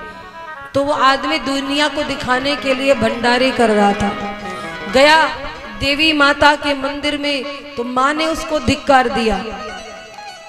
देवी माता ने क्या कहा, कहते हैं कि यहाँ पर आने का अधिकार उसी को है जो घर में बैठी बूढ़ी माँ को प्रेम करते हो।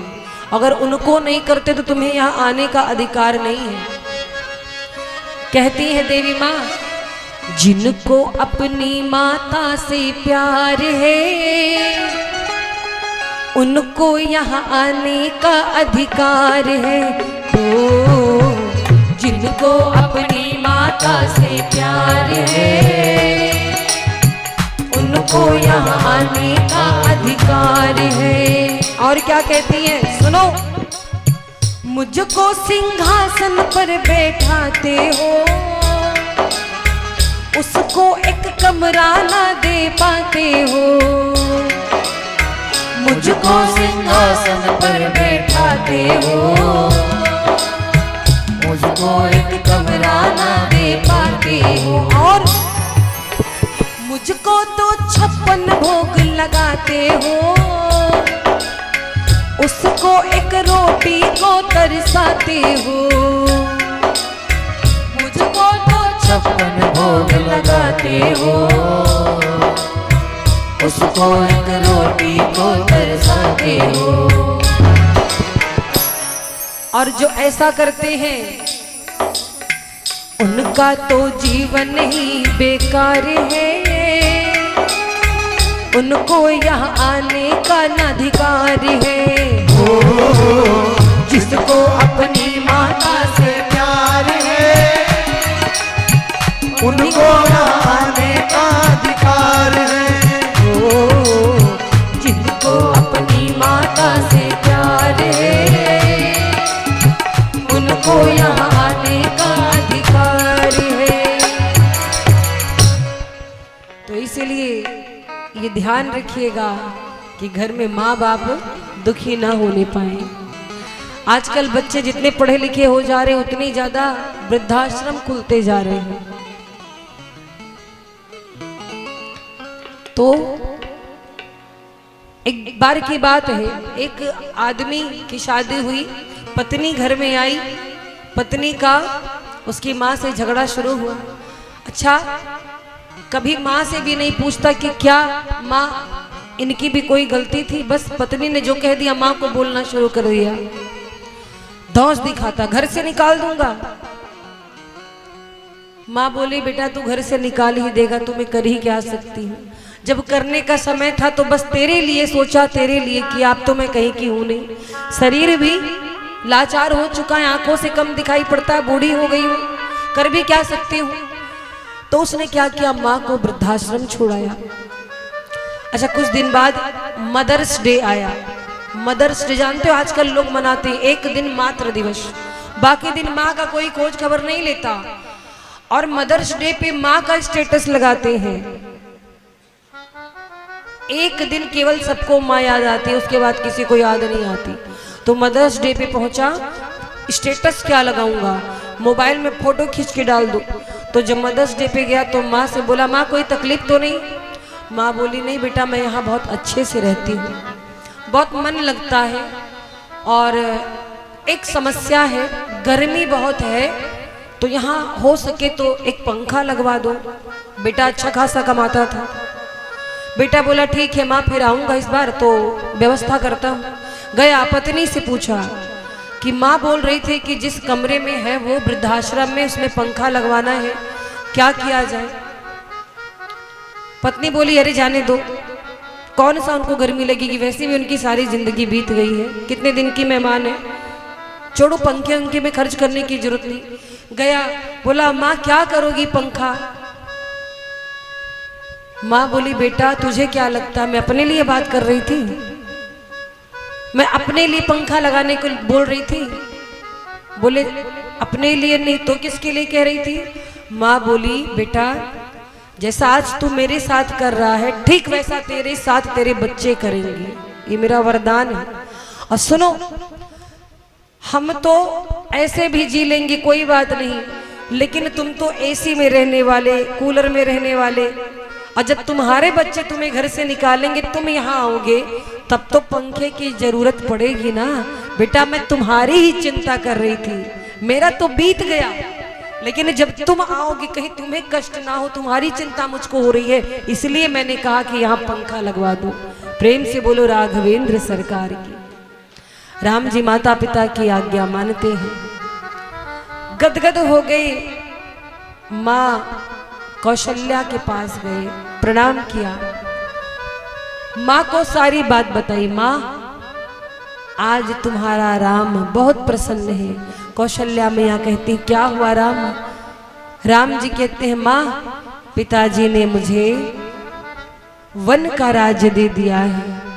अब आशीर्वाद दीजिए, मैं जाना चाहता हूं। मां कौशल्या का हृदय कांप गया, आंखों से झरझर झरझर आंसू बहने लगे। बोले राम, क्या तुझे वन भेजने में केवल तेरे पिता की आज्ञा है? अगर तेरे पिता की आज्ञा है तो मेरी बात मान, वन मत जा बेटा, क्योंकि पिता से बड़ा दर्जा माँ का होता। मैं तेरी माँ हूँ, मैंने तुझे जन्म दिया है, तो मेरी भी एक बात रख ले, ऐसे हम सब को छोड़ करके वन मत जा। और हाँ, अगर तुझको वन भेजने में तेरी माँ कैकेयी का भी हाथ है तो आज ये कौशल्या तुम्हें रोकेगी नहीं। केवल पिता की बात हो तो तुम मत जाना, लेकिन कैकेयी जी की भी सहमति इसमें हो तो बेटा फिर तुम जरूर वन जाना, मैं तुम्हें रोकूंगी नहीं। और महाराज राम जी माता को प्रणाम करते हैं। जैसे ही समाचार पूरे नगरी में फैला कि अब राम जी का राज तिलक नहीं होगा, राम जी के लिए तो 14 वर्ष का वनवास मांगा गया है, राम जी वन को जाएंगे। तो क्या हुआ महाराज, समाचार सुनकर के पूरी अयोध्या की प्रजा में हाहाकार मच गया, रोने लगे, सभी आंसू बहा रहे हैं और सारे नर नारी दुखी हो गए हैं। ये क्या हो गया विधाता, तुम्हें हमारी खुशी देखी नहीं गई। महाराज जानकी मैया को खबर मिली, जानकी मैया रोते हुए आई, राम जी के चरणों में बैठ गई।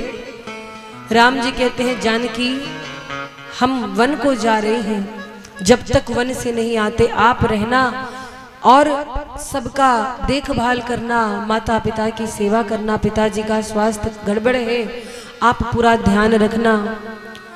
जानकी मैया कहती हैं प्रभु, आपके चरणों से अलग हो करके ये जानकी जीवित नहीं रहेगी, मैं भी आपके साथ में वन जाऊंगी। कौशल्या मैया कहती हैं जानकी ये क्या कहती हो, अगर तुमने वन जाने का हट किया तो बहुत पछताओगी, क्योंकि वन का जीवन इतना आसान नहीं है। तुम हो राजकन्या, राजकुमारी, कितने कोमल तुम्हारे शरीर है, तुम्हारे पांव हैं, क्या मुख दिखाएंगे जनक जी को। जनक जी ने कहा था कि मेरी बेटी का ख्याल रखिएगा, तो हमने कहा था आपकी बेटी हमारी बेटी, हम पलकों पर बिठा कर रखेंगे। और आज तुम बन जाओगी तो जनक जी को क्या मुंह दिखाएंगे, तुम्हारी माँ सुनैना को क्या मुंह दिखाएंगे कि यही दिन देखने के लिए जानकी का विवाह अयोध्या के राजा चक्रवर्ती सम्राट दशरथ जी के यहाँ हुआ। जानकी मेरी बेटी मेरी बात मान ले, रुक जा। जानकी जी कहती है नहीं माँ मुझे जाने दीजिए, क्योंकि मेरी माँ ने कहा था कि आप राम जी की परछाई बनकर राम जी के साथ रहना, राम जी वन चले जाएंगे तो मेरा यहाँ क्या काम। शरीर से अगर प्राण अलग हो जाए तो शरीर जीवित कैसे रह सकता है। माँ मुझे जाना है। कौशल्या मैया समझा रही है कि बेटी तू समझ नहीं रही है, बहुत दुख मिलेंगे वन में। जो हठ करहूं प्रेम बस बामा, तो तुम दुख पाऊब परिणामा। बेटी वन का जीवन बहुत कठिन है, रुक जा। और जानकी मैया क्या कहती है, माँ मुझे आशीर्वाद दीजिए, मैं भी राम जी के साथ जाऊंगी, मैं रहूंगी नहीं, जैसे रखेंगे मैं रह लूंगी। अगर मुझे भोजन नहीं भी मिलेगा वन में तो मैं किसी से कहूंगी नहीं, लेकिन माँ आप आशीर्वाद दीजिए। और जानकी मैया क्या कहती हैं, रघुवर संग जाबे अब ना अवध मारही बे, रघुवर संग जाबे अब ना अवध मारही बे, रघुवर संग जाबे अब ना अवध मारही बे, रघुवर संग जाबे अब ना अवध मारही बे, रघुवर संग जाबे अब ना अवध मारही बे।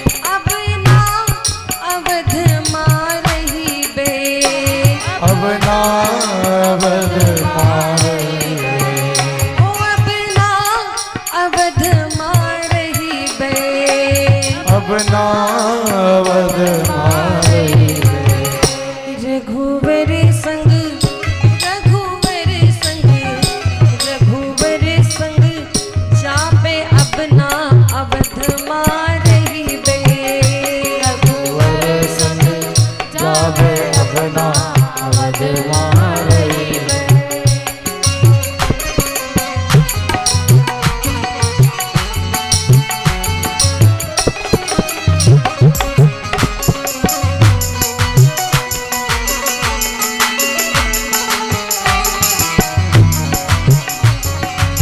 बोलो जानकी मैया की।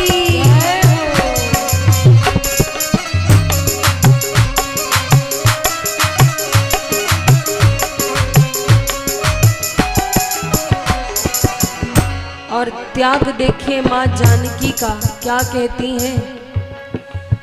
जो मोरी रघुबर रथ चढ़ गई है, जो मोरे रघुवर रथ चढ़ जई जो मोरी रघुबर रथ चढ़ गई है, मोरे रघुवर रथ चढ़ जई पैदल चली पैदल चली ओ पैदल चली जाबे अपना अवध मारही बे, पैदल चली जावे अपना अवध मारही बे, रघुबर संग जाबे अपना अवध मारही बे, रघुवर संग जाबे अपना अवध मारही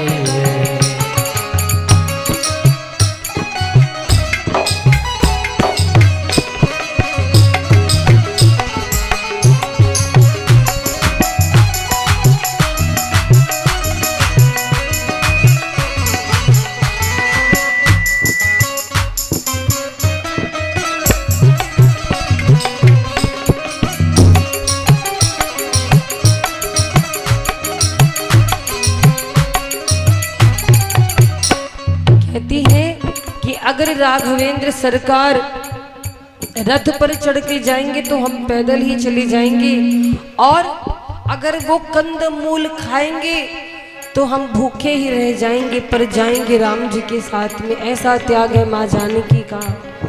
क्या बोली? जो मोरे रघुबर कंद मूल खाई है, मोरे रघुवर कंदमूल कही जो मोरे रघुबर कंदमूल खाई है, मोरे रघुवर कंदमूल कही भूखन रही ओ भूखन रही भूखन रही जाबे अपना अवध मारही बे, भूखन रही जाबे अपना अवध मारही बे, रघुवर संग जाबे अपना अवध मारही बे, रघुवर संग जावे अपना अवध मारही बे, कहती है कि मैं जाऊंगी तो राम जी के साथ में जाऊंगी, आप बस आशीर्वाद दीजिए। आज कौशल्या माता की आंखों से झरझर झरझर आंसू बहने लगा, पर जानकी माता के प्रेम को देख करके वो मौन हो गई। कहती बेटी तुम बड़ी कोमल हो, चिंता हो रही है, कैसे रहोगी? जानकी मैया कहती है मेरी माँ ने कहा था कि राम जी का साथ कभी मत छोड़ना। अब यदि राम जी को मैंने छोड़ दिया, वो वन चले गए और मैं यहाँ रह गई, तो मेरे शरीर से मेरा प्राण निकल जाएगा, मैं जीवित नहीं रहूंगी। माँ कौशल्या कहती है अगर ऐसी बात है जानकी तो ठीक है, तुम जाओ वन राम के साथ में, अपना ध्यान रखना। और इतना अगाध प्रेम है राम जी के चरणों में तुम्हारा, मैं तुम्हें आशीष देती हूँ। क्या आशीष दिया, क्या आशीर्वाद दिया? माँ कौशल्या आशीर्वाद देती हैं सदा सुहागन रहिए। और क्या कहा? अचल हो वही बात तुम्हारा। अचल हो वही बात तुम्हारा। अचल हो वही बात तुम्हारा। अचल हो वही बात तुम्हारा। जब लगी गंग जमुन जलधारा। जब लगी गंगा जमुन जलधारा। अचल हो अहि बात तुम्हारा। सीता जी को हृदय से लगा करके आशीर्वाद देती हैं और शिक्षा दी, जब तक गंगा जी यमुना जी में जल की धारा बहे तब तक तुम्हारा सुहाग अचल रहे, मेरा आशीर्वाद है। सीत ही सासु असीस सिख दीन्ही अनेक प्रकार। चली नाई पद पदुम सिरु अतहित बारही बार। जानकी मैया वन जाने को तैयार हुई। अब जानकी मैया को कौशल्या मैया ने आज्ञा दे दी। तब राम जी कहते ठीक है जानकी जी आप भी तैयारी करिए। तब तक महाराज लक्ष्मण जी को पता चला भैया वन जा रहे हैं। और जैसे लक्ष्मण जी को समाचार मिला व्याकुल हो गए। समाचार जब लक्ष्मण पाए व्याकुल बिलख बदन उठ धाये। व्याकुल होकर के दौड़ पड़े, अरे भैया हमको छोड़कर कहाँ जा रही है। आज तक एक क्षण भी हम भैया के चरणों से अलग नहीं रहे। मेरे भैया मुझे छोड़कर कैसे जा सकते हैं। लक्ष्मण जी रोते हुए दौड़ते हुए आए और मन में यही सोच रहे हैं मो कहूँ काह कहब रघुनाथा। रखी है भवन की ले है साथा। क्या होगा मेरे साथ अगर मैं राम जी से प्रार्थना करूंगा, मुझे अपने साथ लेकर जाएंगे या नहीं, या कहीं आदेश ना दे दे कि यहीं घर पर रहो, तब मेरा क्या होगा। मन में विचार कर रहे हैं। दौड़ करके लक्ष्मण जी आए और चरणों में गिर पड़े। भैया इस दास को कहाँ छोड़कर जा रहे हैं, मुझे भी ले चलिए ना, मैं आपके बिना कैसे रह सकता हूँ। राम जी कहते हैं लक्ष्मण तुमने शायद अयोध्या के बारे में सोचा नहीं। भरत जी शत्रुघ्न जी इस समय ननिहाल में है। पिताजी की स्थिति तुम देख रहे हो। अगर तुम भी मेरे साथ चलोगे तो अयोध्या का क्या होगा। अयोध्या को कौन संभालेगा, तीनों माताओं को कौन संभालेगा। इसलिए लक्ष्मण मेरी बात मानो, तुम पिताजी की सेवा करो, गुरु जी की सेवा करो, माताओं की सेवा करो जब तक मैं नहीं आता। आज लक्ष्मण जी ने बहुत बड़ी बात कह दी। बोले किस पिता की बात कर रहे हो प्रभु आप। राम जी कहते हैं अपने पिता को नहीं जानते। बोले नहीं, हमारे कोई पिता नहीं, हमारे कोई गुरु नहीं, हमारी कोई माँ है ही नहीं। क्योंकि प्रभु हमने सदा से सब कुछ आपको अपना माना। त्वमेव माता च पिता त्वमेव, त्वमेव बंधुश्च सखा त्वमेव। मेरे तो सब कुछ आप है। जब से मैं आपके चरणों के निकट हूं, मैंने और किसी को अपना कुछ नहीं माना। प्रभु आप हमें छोड़ देंगे तो हम अपने प्राण त्याग देंगे, हमको भी अपने साथ ले चलिए। आप जैसे रहेंगे जिस हाल में हम भी आपके साथ में रहेंगे। कम से कम माँ जानकी और आपके चरणों की सेवा करेंगे। हम जानकी जी को अपनी माँ समझते हैं और आपको अपना पिता, और मेरा कोई अपना नहीं है। राम जी कहते तुमको लेकर के यदि हम जाएंगे तो अयोध्या हर विधि से अनाथ हो जाएगी। लक्ष्मण जी चरणों में गिर गए। कहते हैं कि गुरु पितु मातु ना जानो काहू। मैं किसी को नहीं जानता, बस आपको जानता हूं। अब जब लक्ष्मण जी इतना रो रहे हैं, जिद कर रहे हैं। राम जी कहते हैं कि लक्ष्मण जी, मैं ऐसे आपको लेके नहीं जा सकता, पहले अपनी माता सुमित्रा के कक्ष में जाइए, उनसे आज्ञा लेकर के आइए। यदि माँ आज्ञा देंगी तब आप हमारे साथ चल सकते हैं, क्योंकि वनवास केवल राम को हुआ है, लक्ष्मण को नहीं। और महाराज धन्य है, लक्ष्मण जी सोचते ही जा रहे थे कि अगर माँ ने मना कर दिया तो राम जी कतई मुझको अपने साथ लेके नहीं जाएंगे। क्यों? क्योंकि राम जी कहते सदा माँ के वचनों का पालन करो, और कहीं माँ ने आदेश न दिया जाने का, तब तो मेरा बहुत बड़ा नुकसान हो जाएगा। राम जी चले जाएंगे, हम तो यहीं रह जाएंगे। सोच ही रहे थे लक्ष्मण जी, मन में डरे हुए हैं कि न जाने माँ क्या कहेगी, जाओ या ना जाओ, क्या कहेगी, आज्ञा देगी या नहीं।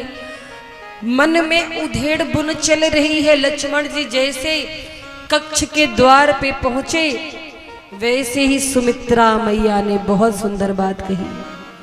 बोली, हे पुत्र लक्ष्मण, तुम्हें क्या लगता है कि अयोध्या में राम है? नहीं, अयोध्या में राम नहीं है। राम जहां होंगे वहीं अयोध्या हो जाएगी। तुम चिंता ना करो मेरे लाल, मुझे गर्व होता है कि मैं लक्ष्मण की मां हूं। अवध तहां जहां राम निवासो, तहीं दिवस जहां भानु प्रकाशो। कहती है कि मेरे लाल, मुझे गर्व होता है कि मैं तुम्हारी माँ हूँ। तुम्हारा राम जी के चरणों में अटल प्रेम है। तुम अयोध्या की चिंता ना करो, जहां राम जी हैं वहीं अयोध्या नगरी है। और तुम जाओ, बस मेरी एक शिक्षा याद रखना, आज से जानकी तुम्हारी माता और राम तुम्हारे पिता है। इनसे आज्ञा लेकर हर कार्य करना, इनकी खूब सेवा करना और अपने जीवन को सफल बनाना, इनको छोड़ना मत एक पल भी। और महाराज गोस्वामी जी कहते हैं कि इस संसार में धन्य है वो माँ जिसका बेटा राम जी का भक्त हो। ऐसी सौभाग्यशाली माँ और दूसरी कोई नहीं हो सकती। क्या कहा गोस्वामी जी ने? पुत्रवती जुबती जग सोई,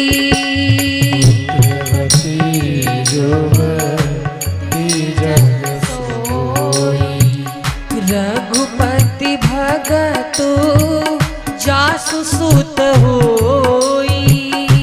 रघुपति भगत जासु सुत होई।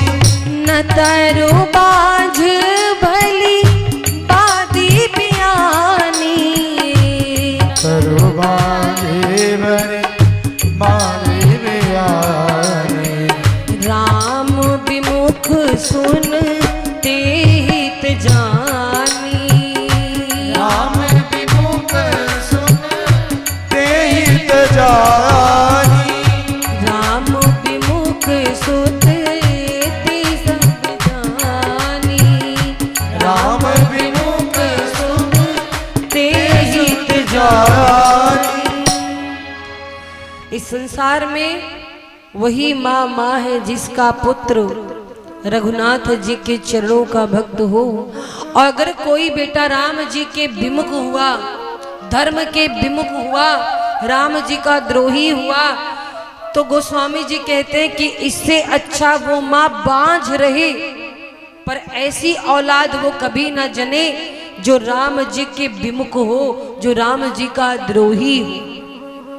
और धन्य है माँ सुमित्रा। माँ सुमित्रा का त्याग देखो। और कोई मैया होती तो कहती कि वनवास राम को मिला है, मेरे बेटे को थोड़ी। लेकिन देखो महाराज, मैंने पहले भी निवेदन किया, ये जो राम जी की कथा है, त्याग की कथा है। इसके एक एक चरित्र का त्याग सुनिए, एक एक पात्र का त्याग सुनिए। जीवन में कितना बड़ा बड़ा किसने त्याग किया है। लक्ष्मण जी, जानकी जी और श्री राम जी वन जाने को तैयार हैं। जो भी राजसी वस्त्र आभूषण थे उसका त्याग कर दिया, तपस्वियों का वेश, मुनियों का वेश धारण किया। भगवा और मुनियों का वेश धारण करके माँ कैकेयी को भी प्रणाम किया। माँ कैकेयी को प्रणाम करके और राम जी आते हैं चक्रवर्ती जी के पास पिता से आज्ञा लेने के लिए। और महाराज, अयोध्या की प्रजा रो रही है, हाहाकार मचा हुआ है, छाती पीट पीट के रो रहे हैं कि मेरे राम जी हमसे अलग ना हो। गुरुदेव वशिष्ठ खड़े हैं द्वार पर। राम जी, जानकी जी और लक्ष्मण जी को लेके जैसे अंदर आते हैं, चक्रवर्ती जी ने जब देखा राम जी के साथ लक्ष्मण जी, जानकी जी हैं, तब तो उनकी समस्या और बढ़ गई, उनकी हालत और गंभीर हो गई। बोले कि बेटा, राम वनवास तो तुम्हें मिला है, जानकी को क्यों ले जा रहे हो, लक्ष्मण क्यों जा रहे हैं? लक्ष्मण जी कहते हैं पिताजी क्षमा करिए, हम भैया राम के बिना नहीं रह सकते। जानकी जी कहती हैं कि हे पिताजी, मुझे बस आप आशीर्वाद दीजिए कि मैं राम जी के चरणों की सेवा कर सकूं। चक्रवर्ती जी की आंखें फटी की फटी रह गई, रो रहे हैं राम जी को देख करके, सीता जी को देख करके। और सुमंत जी से कहते हैं कि सुमंत, एक काम करना। क्या? कहते हैं कि तुम राम जी, जानकी जी को और लक्ष्मण जी को रथ पे बिठा कर लेके जाओ। बहुत कोमल है ये वन की यात्रा नहीं कर पाएंगे। और सुनो, इनको रथ पे बिठा करके लेके जाना। जब शाम होने लगे तो हो सकता है कि वन का जीवन देख करके जानकी का मन बदल जाए, उन्हें भय लगे सिंह आदि पशुओं से, तो जानकी को वन दिखा करके वापस लेते आना। मेरे बच्चों को सबको समझा बुझा करके मेरी तरफ से वापस लेते आना। सुमंत जी कहते हैं ठीक है प्रभु। और महाराज सुमंत जी आज्ञा लेकर के चल पड़ते हैं, रथ हाँक रहे हैं। प्रभु श्री राम, जानकी जी और लक्ष्मण जी विराजमान है रथ पर। अब पूरी अयोध्या के लोग माँ कैकेयी को ताना मार रहे हैं, कैकेयी को न जाने क्या क्या बात सुना रहे हैं। और आज मेरे प्रभु राम जा रहे हैं, ऐसा वातावरण हुआ है, हर किसी की आंख से आंसू गिर रहा है। प्रभु श्री राम पृथ्वी माता को प्रणाम करते हैं और कहते हैं, माँ ध्यान रखना सभी का, 14 वर्ष बाद अब लौटेंगे, तब आपकी सेवा करेंगे। और महाराज वनवास जा रहे हैं रघुवंश के दुलारी, अपने पिता की आज्ञा का पालन करने के लिए राम जी ने वन जाना स्वीकार किया है। वनवास जा रहे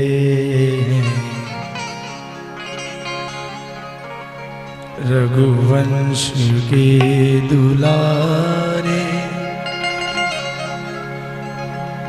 वनवास जा रहे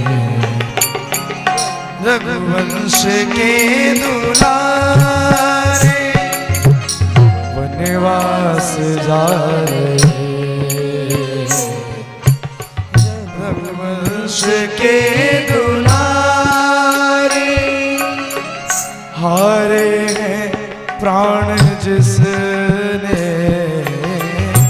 हारे हैं प्राण जिसने, लेकिन वचन ना हारे। वनवास जा रहे रघुवंश के दुलारे, वनवास जा रहे।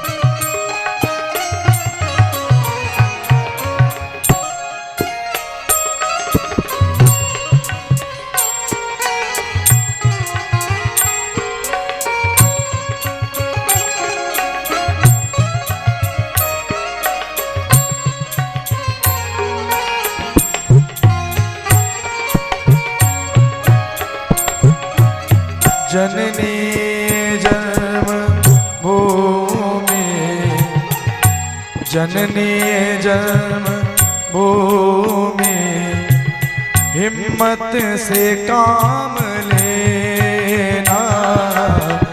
जननी जन्मभूमि, हिम्मत से काम लेना। 14 बरस है गम के, इस दिल को थाम लेना। बिछड़े तो फिर मिलेंगे, बिछड़े तो फिर मिलेंगे। हम अंश हैं तुम्हारे, वनवास जा रहे हैं रघुवंश के दुलार। वनवास जा रहे रघुवंश के दुलार।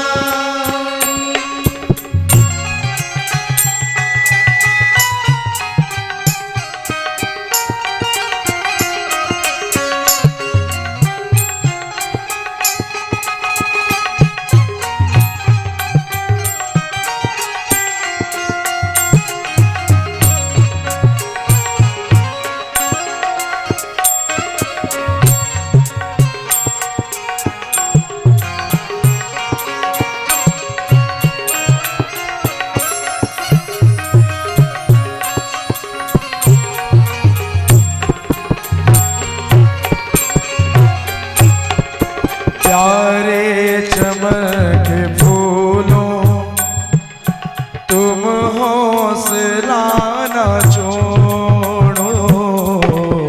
प्यारे चमक फूल तुम हौसला न छोड़ो।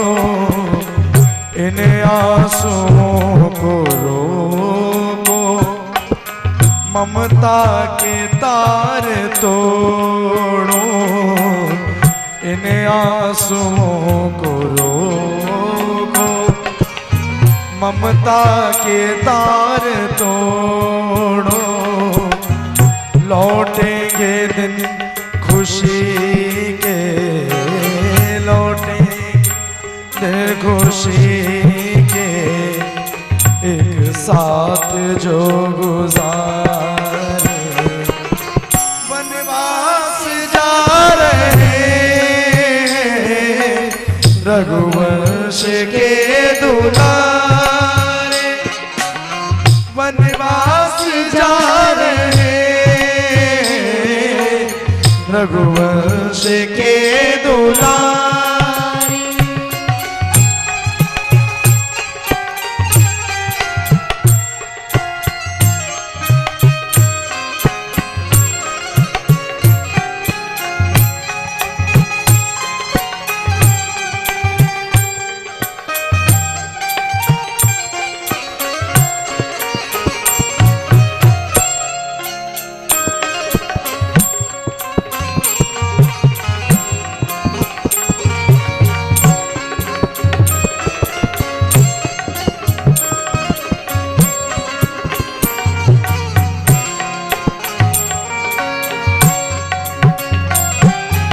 इसमें है दोष किसका, उसकी यही रज़ा है। इसमें है दोष किसका, उसकी यही रज़ा है। होकर वही रहेगा किस्मत में जो लिखा है। होकर वही रहेगा किस्मत में जो लिखा है। कब पथिक यहाँ करे है, कब पथिक यहाँ करे है। होने किसी की तारे वनवास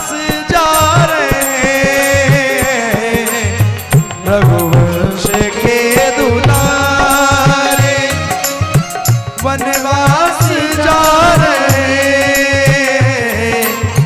रघुवंश के दुलारे, हारे हैं प्राण जिसने, हारे हैं प्राण जिसने, लेकिन वचन ना हारे। वनवास जा रहे रघुवंश के दुलारे, वनवास जा रहे रघुवंश के दुलारे, रघुवंश के दुलारे, रघुवंश के दुलारे।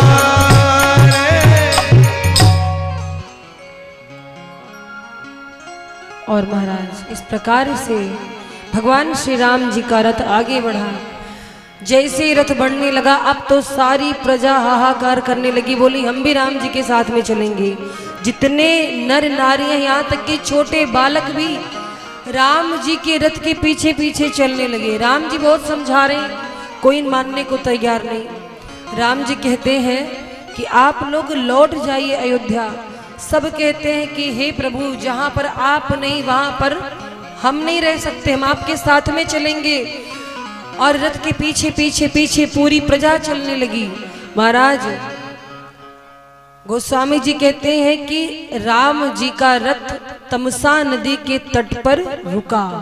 तमसा तीर निवास किए प्रथम दिवस रघुनाथ। तमसा नदी जब आई तो उसी के तट पर प्रभु का रथ रुका। सायंकाल हो गया था तो प्रभु ने कहा कि आज हम सब लोग यहीं आराम करेंगे।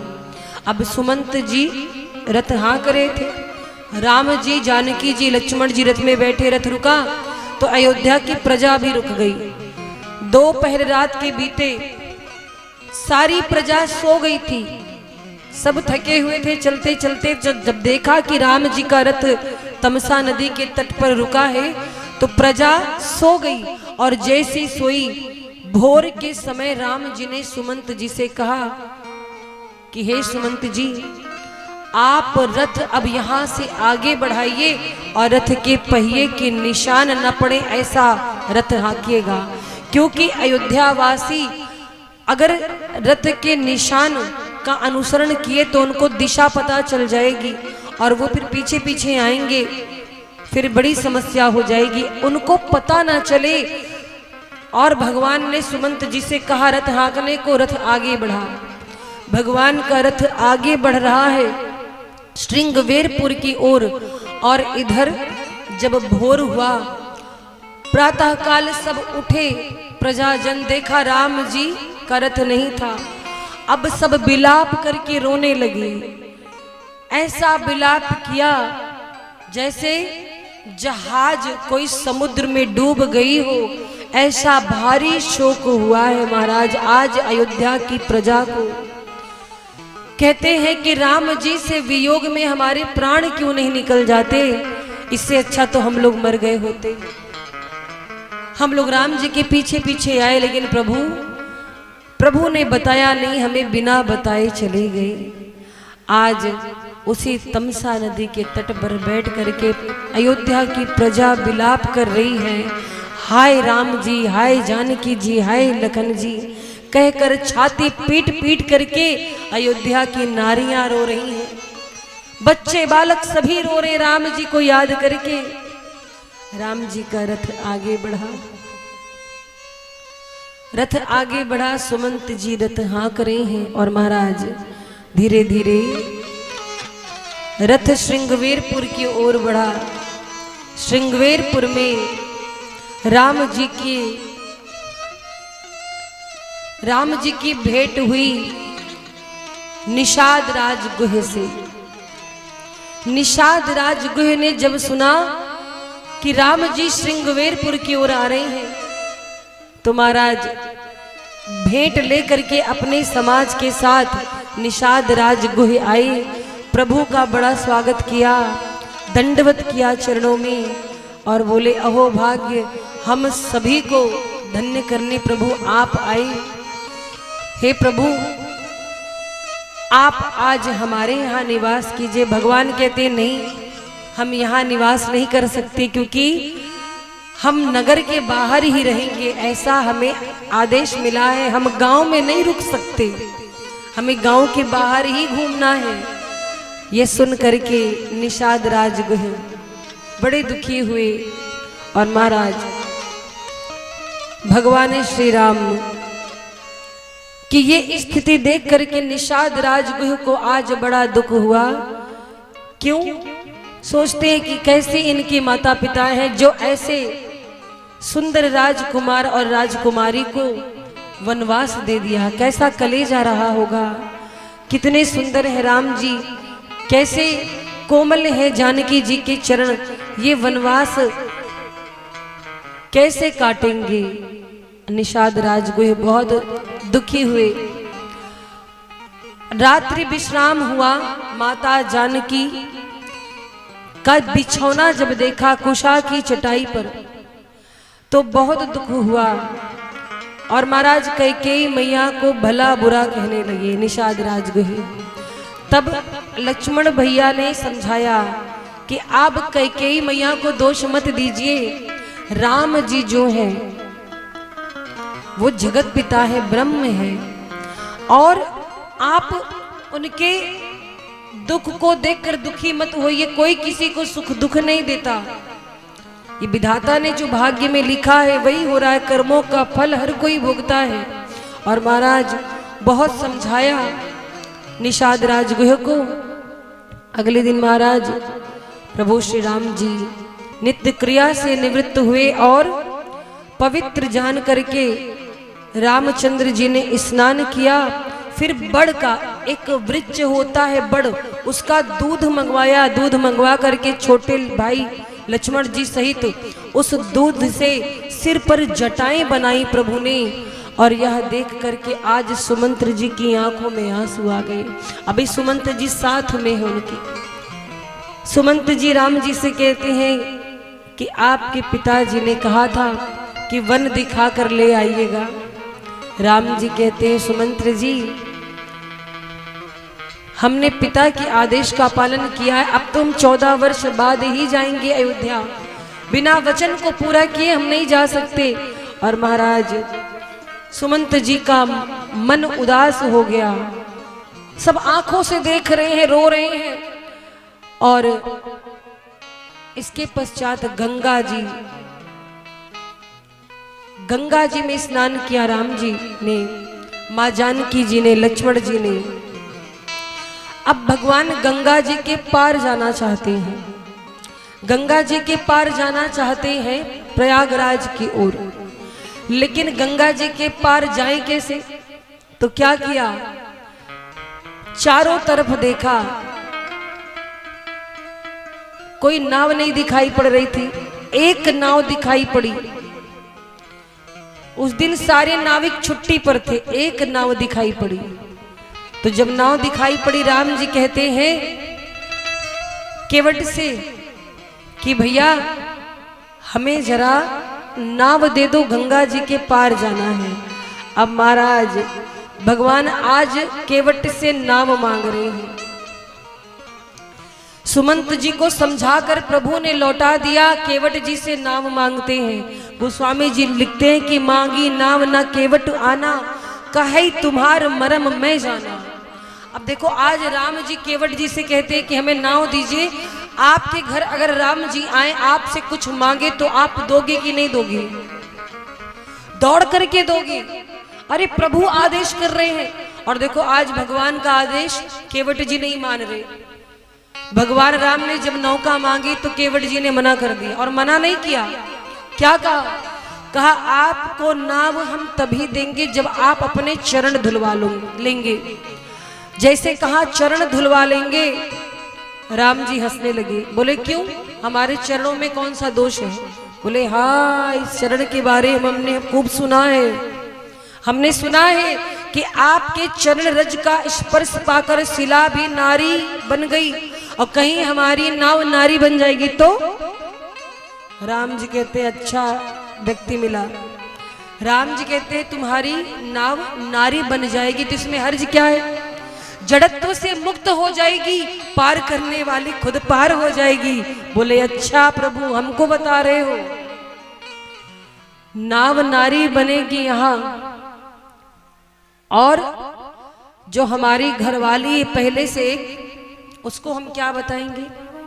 जब नाव नारी बन जाएगी तो घर में रहेगी कि घाट में?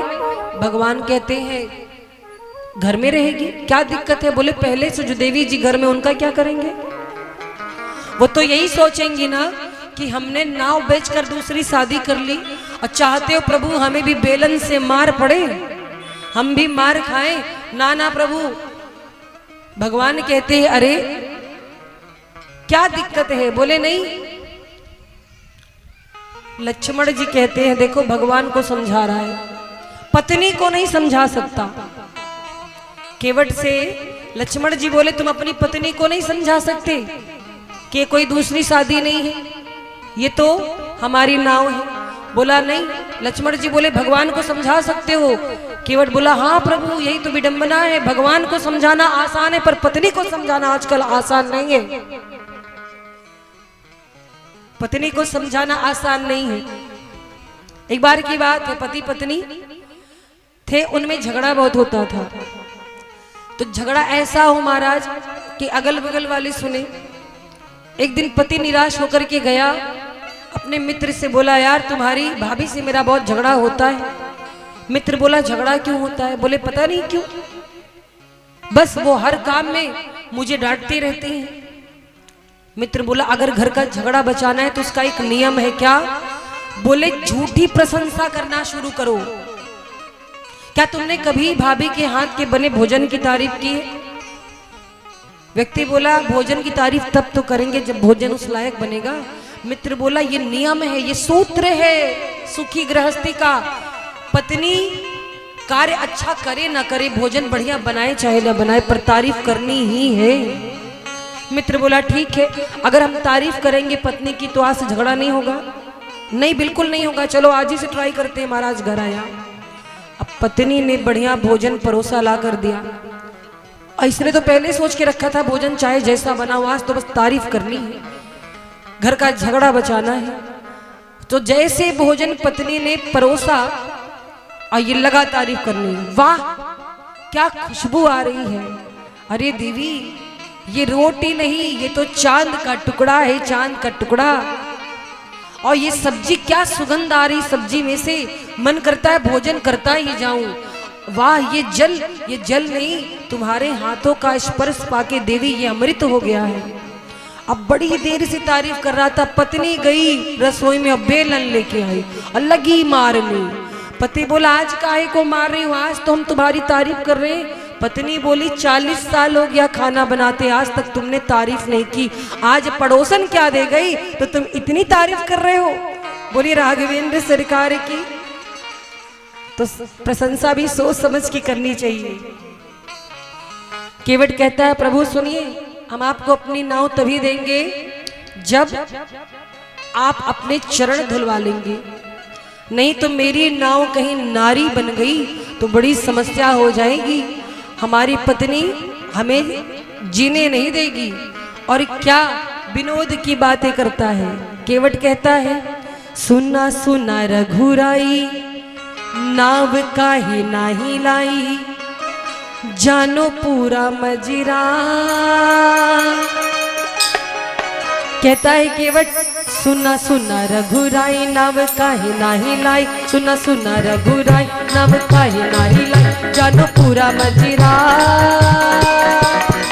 नारी हो नाव बन जाए, हो जाई घर मार झगड़ा, हो जाई घर मार झगड़ा, हो जाई घर मार झगड़ा, हो जाई घर मार झगड़ा। सुना सुना रघुराई, नाव काहे नाही लाई, सुना सुना रघुराई, नाव काहे नाही लाई, जानो पूरा माजीरा। नारी हो नाव बन जाई, हो जाई घर मार झगड़ा, हो जाई घर मार झगड़ा, हो जाई घर मार झगड़ा, हो जाई घर मार झगड़ा। केवट कहता है हमारे घर मारपीट हो जाएगी प्रभु, घर से निष्कासित करवाना चाहते हो तो बताओ। और कहता है भाव से, तोहरा कुड़वा के धुरिया से डर लागेला, हो के डर लागेला, तोहरा कुड़वा के धुरिया से डर लागेला, से डर लागेला। अरे हम नाही नियरा ले आइब आपन नैया, हो के डर लागेला, बड़ा डर लागेला, हो के डर लागेला, बड़ा डर लागेला। कहता है कि हम नाही नियरा ले आइब आपन नैया, हमके डर लागेला। राम जी बोले किससे? बोला तोहरा गोड़वा के धुरिया से डर लागेला, हो के डर लागेला, तोहरा गोड़वा के धुरिया से डर लागेला, हो के डर लागेला। तोहरा गोड़वा के धुरिया से डर लागेला, प्रभु डर लागेला।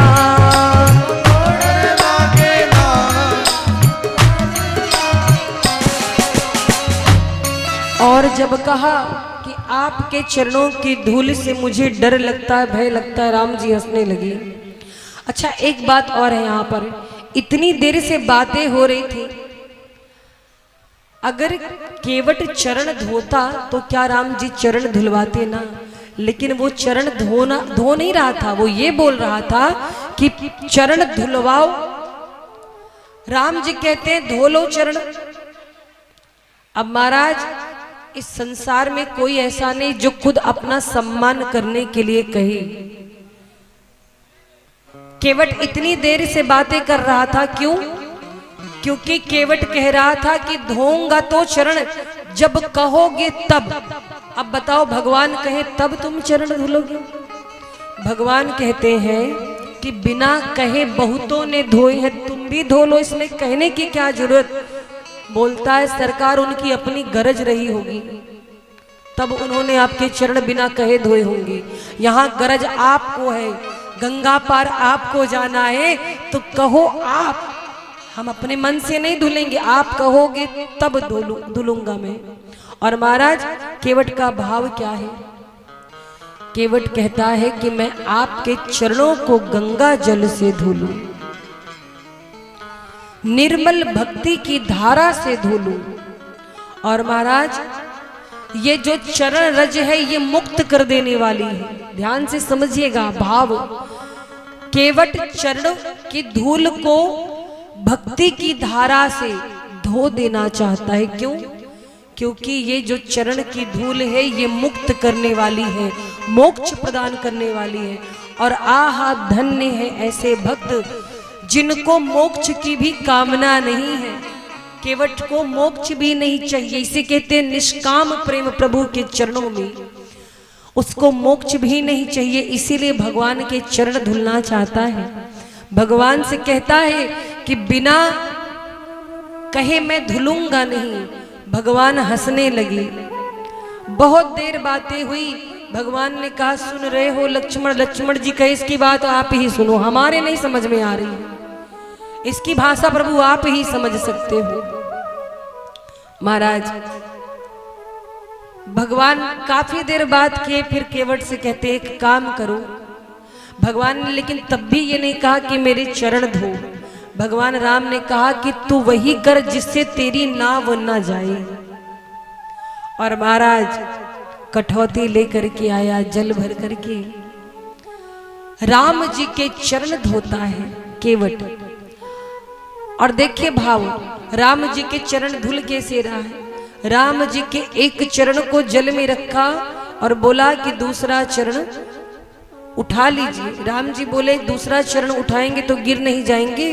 बोला प्रभु हम आपको सहारा देते हैं ना। आज केवट भगवान को सहारा दे रहा है, कहता है कि मेरे शीश पर अपना हाथ रख दीजिए फिर आप गिरेंगे नहीं।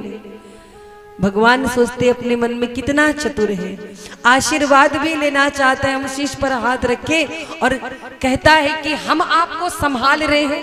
अरे जो दुनिया को संभालता है उसको आज केवट संभालने की बात कर रहा है। राम जी ने प्रेम देखा और प्रेम के वशीभूत होकर आज राम जी चरण धुलवा रहे हैं। प्रभु ने चरण जब धुलवा लिए, केवट ने राम जी को, लक्ष्मण जी को और जानकी जी को नाव में बिठाया और उस पार उतारा।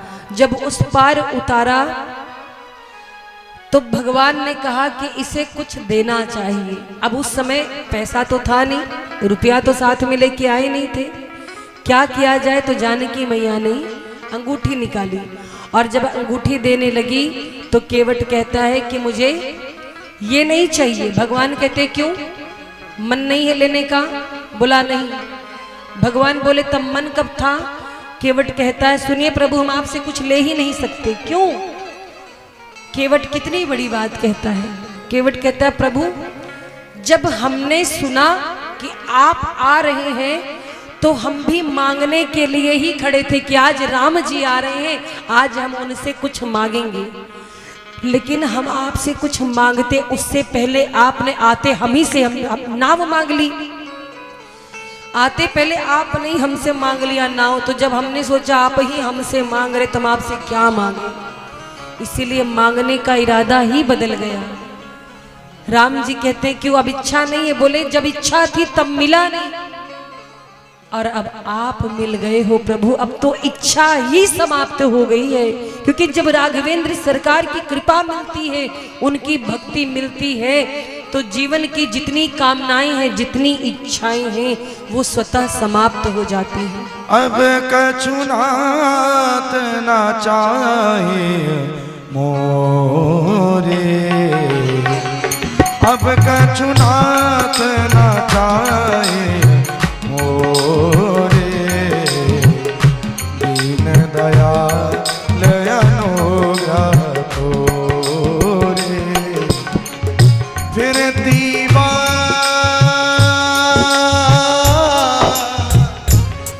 दीवार मोही जो देवा, सुप्रसाद में सिर धरि देवा, सुप्रसाद में सिर धरि देवा। भगवान से केवट कहता है कि मुझे कुछ नहीं चाहिए। भगवान ने कहा क्यों? बोला ऐसा है बिरादरी में लेन देन का काम नहीं होता है। भगवान बोले बिरादरी, हम तुम्हारी बिरादरी। बोला और क्या? जो हमारा व्यवसाय वही आपका व्यवसाय, एक ही तो है दोनों। राम जी हंसने लगे, बोले सुन रहे हो लक्ष्मण? लक्ष्मण जी बोले बस अब हमको नहीं सुनना है, आप ही सुनो प्रभु, बड़ी देर से ये बोले जा रहा है। केवट कहता कौन सा गलत कह रहे हैं आप बताइए। आप भी नाविक हम भी नाविक, आप भी मल्ला हम भी मल्ला। राम जी बोले हम कैसे मल्ला? बोला अच्छा सच्ची बताना प्रभु, आप भवसागर से सबको पार उतारते हो कि नहीं? राम जी हंसने लगे। केवट बोला तो हमारा व्यवसाय तो यही है, हम लोगों को गंगा के पार उतारते हैं और आप सबको भवसागर के पार उतारते हो, तो आपका हमारा व्यवसाय तो एक हुआ। और जब एक व्यवसाय हो तो वहां पर लेन देन नहीं किया जाता। राम जी हंसने लगे। राम जी कहते कुछ तो लेना पड़ेगा। राम जी से केवट कहता है कि अगर आप हमें कुछ देना चाहते हैं तो बस एक काम कीजिएगा। क्या? कहता है कि आज हमने आपको पार उतारा है, कभी समय आएगा आप हमको पार उतार दीजिएगा भवसागर से प्रभु, और कुछ नहीं चाहिए। महाराज प्रेम केवट जैसा होना चाहिए, जिसके अंदर कोई कामना ना हो और फिर भी सेवा करे। जरूरी नहीं है कि भगवान की सेवा हम किसी स्वार्थ से ही करें। बहुत से ऐसे भक्त हैं जो निस्वार्थ सेवा करते हैं। जैसे हमारे यहाँ इसी पचकुट्टी ग्राम में हमारी सेना जो इस कथा में सहयोग कर रही है, धूप में जल करके नंगे पांव दौड़ रहे भगवान के कार्य में। तो ये भी निस्वार्थ प्रेम है। और इनको भी वही मजदूरी चाहिए जो केवट ने भगवान से मांगी थी। एक बार इस ग्रुप के लिए, इस सदस्यों के लिए जोरदार तालियां होनी चाहिए। इनका प्रेम भी केवट जैसा है। ये भगवान से यही मजदूरी मांगते कि प्रभु हमें और कुछ नहीं, बस सब सुखी रहे। सर्वे भवन्तु सुखिना सर्वे सन्तु निरामया। हमारे गांव में सब प्रसन्न रहे, आनंद से रहे, और यही इनके लिए सबसे बड़ी सौभाग्य की बातें हैं। और महाराज भगवान ने केवट को विमल भक्ति का वरदान दिया। देखो एक बात सुन लो, जीवन में मैं चर्चा कर रही थी कि सरल होना बहुत जरूरी है। कोई पूजा पाठ करो ना करो, सरल होना बहुत जरूरी है। और सरल जो आज तक हुआ है उसको भगवान जल्दी मिले हैं। एक बार की बात है, एक आदमी था, बड़ा ही सरल, बड़ा ही सीधा था, बहुत भोला भाला, काम खैर कुछ नहीं करता था, केवल खाता था, केवल खाने का काम था उसका। नहीं भाई वो काम करते हैं, ऐसी बात नहीं, तो केवल भोजन करता, वो भी 4 टाइम, और खाकर लुढ़क जाता, लेकिन था बड़ा सीधा। तो एक दिन घर वालों ने कहा कि ये कोई काम धाम करता नहीं, काम के ना काज के, दुश्मन अनाज के, इसे निकालो घर से। महाराज आजकल अगर आप कोई कार्य नहीं करते, पैसे नहीं कमाते, तो घर वाले भी नहीं पूछते। बेरोजगार का कहीं कोई ठिकाना नहीं होता महाराज। घर वालों की दृष्टि में भी खटकने लगते। कोई काम नहीं करता, पड़े पड़े खाता रहता, भगाओ इसको। तो ऐसे उसको भगा दिया गया। अब वो बेचारा घर से निकला, थोड़ी दूर पे गया तो एक मंदिर दिखाई दिया। भगवान श्री राम जी का बहुत सुंदर मंदिर, उसके पीछे आश्रम। तो मंदिर में जब दूर से देखा तो मंदिर के पुजारी दिखाई दिया। पुजारी बढ़िया हृष्ट पुष्ट। उसने सोचा ये खाते बहुत होंगे, चलो इन्हीं के पास शरण मांगते हैं। जब गया पुजारी जी के पास, तब तक 2-4 और शिष्य पुजारी जी के निकले, और वो भी मोटे ताजे। 2 तरह के लोग दुनिया में होते, खाते पीते घर के, पीते खाते घर के। तो एक पीते खाते घर के होते हैं बिल्कुल, और जो खाते पीते घर के होते हैं वो थोड़ा मोटे ताजे। तो महाराज पुजारी जी, उनके शिष्य भी बिल्कुल बढ़िया चकाचक। तो इसे लगा कि यहाँ खाने को बढ़िया मिलता होगा, क्यों ना हम भी ठिकाना खोजे। गया, बोला गुरु जी हमें भी अपने साथ में रख लीजिए, कोई नहीं है हमारा। गुरु जी बोले रहो, क्या करना है, बहुत से लोग यहाँ रहते हैं। खुश हो गया कि चलो आज हमको एक ठिकाना मिल गया। बोला गुरु जी एक बात बताइए, यहाँ पर काम क्या करना होगा। गुरु जी बोले कौन सा काम, कोई काम नहीं करना, यहाँ तो केवल सीताराम सीताराम करना है। जब दोनों समय आरती होगी तो आपको आरती में खड़े रहना है, सीताराम करना। खुश हो गया, वाह कोई काम भी नहीं करना, तब तो बढ़िया यहाँ रहने लायक है। बोला गुरु जी एक बात और, भोजन की क्या व्यवस्था है, पंगत की। गुरु जी बोले 2 समय पंगत होती है। पाना प्रेम से बोला बस 2 समय। गुरु जी हंसने लगे, बोले तुम 4 समय पा लेना। अब वो सोचा चलो भैया आराम से रहेंगे। यहाँ घर वाले तो ताना मारते थे, 2 टाइम भोजन क्या देते तो सुनाते थे, यहाँ तो मिलेगा भी खाने को खूब बढ़िया, और हमें काम भी नहीं करना पड़ेगा। अब महाराज प्रेम से रहने लगा, प्रेम से रहने लगा मंदिर में। एक दिन की बात है, एकादशी का दिन आया। एकादशी को मंदिर में, आश्रम में कुछ बना नहीं था। ये स्नान करके जैसे आया, देखा भंडारे चूल्हे सब खाली पड़े। गया, बोला गुरुजी आज भोजन की क्या व्यवस्था है, आज भगवान को भोग नहीं लगा। गुरुजी बोले देखो हम बताना भूल गए थे, आज एकादशी, एकादशी को अन्न दोष होता है, भोजन नहीं करना चाहिए, तो आज तो सबका उपवास रहेगा। बोला गुरुजी अगर आज आप हमारी एकादशी करा देंगे तो हम कल द्वादशी का मुंह नहीं देख पाएंगे। गुरुजी बोले तब तो बड़ी विडंबना है तुम्हारे साथ, क्या किया जाए। बोला गुरुजी कुछ कृपा करिए। गुरुजी बोले ये बात बताओ, भोजन बनाना आता है।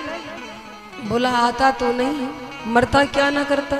बोला बना लेंगे। गुरुजी ने कहा सुनो, वैसे तो आज मंदिर में भोजन नहीं बनेगा, लेकिन सुनो तुम्हें सूखे राशन कुछ सामग्री देते हैं, जा करके वो नदी के किनारे वृक्ष के नीचे बैठ के बनाओ। और सुनो भोजन जब बना लेना तो भगवान को भोग जरूर लगाना है। प्रसाद बुद्धि से ग्रहण करोगे तो दोष नहीं लगेगा। बोला ठीक है गुरुजी। अब महाराज एक सेर आटा, उसी हिसाब से सारी सामग्री भोजन की, सब्जी सब लेकर पहुंचा और लगा भोजन बनाने। भूख कस के लगी थी उसको। भोजन बना के जैसे बैठा, लेकिन था बड़ा सरल। उसे याद आई गुरुजी की बात कि गुरुजी ने कहा था कि बिना भगवान को भोग लगाए भोजन मत करना। अब लगा राम जी को बुलाने और क्या कहता है, हे राम जी आइए अपने भोजन का भोग लगाइए। और बड़े भाव से राम जी को बुलाता है, कहता है राजा राम आइए, राजा राम आइए, अपने भोजन का भोग लगाइए। राजा राम आइए, राजा राम आइए, मेरे भोजन का भोग लगाइए। राजा राम आइए, राजा राम आइए, मेरे भोजन का भोग लगाइए। राजा राम आइए, राजा राम आइए, मेरे भोजन का भोग लगाइए। अब देखो भगवान को बुला रहा है। थोड़ा समय बीत गया, उसको लगा कि सच में भगवान आते हैं और भगवान आए नहीं। तो कहता अच्छा इसलिए नहीं आए क्योंकि हमको पूजन का विधान नहीं पता। और प्रभु सुनिए, आचमनी अर्धान आरती यहाँ यही मेहमानी। आचमनी अर्धान आरती यहाँ यही मेहमानी। आचमनी अर्धान आरती यहाँ यही मेहमानी। आचमनी अर्धान आरती यहाँ यही मेहमानी। रूखी रोटी पाओ प्रेम से, रूखी रोटी पाओ प्रेम से, पियो नदी का पानी। राजा राम आइए, राजा राम आइए, अपने भोजन का भोग लगाइए। राजा राम आइए, राजा राम आइए, अपने भोजन का भोग लगाइए। अपने भोजन का भोग लगाइए। अपने भोजन का भोग लगाइए।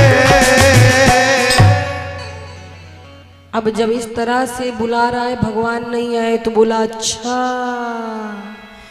इनको पता है कि हमने रूखी सूखी रोटी बनाई, इनको 56 भोग खाने की आदत है, इसीलिए नहीं आ रहे। तो भगवान से कहता है भूल करोगे यदि तज दोगे भोजन रूखे सूखे। अरे भूल करोगे यदि तज दोगे भोजन रूखे सूखे। और एकादशी आज मंदिर में बैठे रहोगे भूखे। प्रभु सुनो, आज एकादशी है। अगर ये लगे आपको कि वहां बढ़िया मिलेगा तो वहां तो कुछ बना नहीं है, सब नील बटा सन्नाटा। वहां से तो हम ही अपने प्राण बचा के भाग करके आए हैं। थोड़ी बहुत व्यवस्था हमारे पास है। आज जो रूखी सूखी मिल रही खा लो, वरना पछताओगे, वो भी नहीं मिलेगा। और महाराज जब बुलाने लगा तो भगवान उसकी सरलता पर रीझ गई, उसकी सादगी पर रीझ गई। राम जी आए, राम जी आए तो पर भगवान भी कम कौतुकी नहीं, अकेले नहीं आए। किसको साथ में लेके आए? साथ में जानकी मैया को लेके आए। सीता समारोपित वाम भागम, जानकी मैया को लेकर के आए। जो देखा दो भगवान। अब एक बार जानकी जी को देखे, एक बार अपनी रोटियां देखे, एक बार जानकी मैया को देखे, रोटियां देखे। बोले आज थोड़ी बहुत एकादशी हमारी आप लोग करा ही दोगी। बताओ, बुलाया था एक भगवान को, पहुंच गए दो लोग। गुरुजी ने हमको आटा भी, सब्जी भी, अनाज भी थोड़ा ही दिया था। चलो कोई बात नहीं, लगते बड़े प्यारे हो, बैठो आप। अब महाराज आसन बिछाया, सीताराम जी बैठे। भोजन पवाया बड़े प्रेम से। जब भगवान जाने लगे तो राम जी से पूछा अगली एकादशी कितने आओगे बता के जाओ। राम जी बोले आ जाए। नहीं प्रभु बता दो, क्या है ना कि हमको जो राशन है ना सब गुरु जी से मांगना पड़ता है, तो कितने आओगे। राम जी बोले आ जाएंगे ना। अब महाराज 15 दिन बाद फिर एकादशी आई। बोला गुरु जी थोड़ा सा राशन बढ़ाइए। वहां तो 2 भगवान आते हैं। गुरु जी बोले ये भूखा ज्यादा होगा, इसीलिए भगवान का नाम लगा रहा है। भाई 3 से नाटा कर दो। उसी हिसाब से सारी सामग्री बढ़ाई गई। महाराज फिर पहुंचा नदी के तट पर। इस बार जानकी जी को भी बुला रहा है, राम जी को भी बुला रहा है। उसको लगा कि 2 भगवान आते हैं, तो कहता है इस बार सीताराम आइए, सीताराम आइए, अपने भोजन का भोग लगाइए। सीताराम आइए, सीताराम आइए, अपने भोजन का भोग लगाइए। वो अपने भोजन का भोग लगाइए, मेरे भोजन का भोग लगाइए।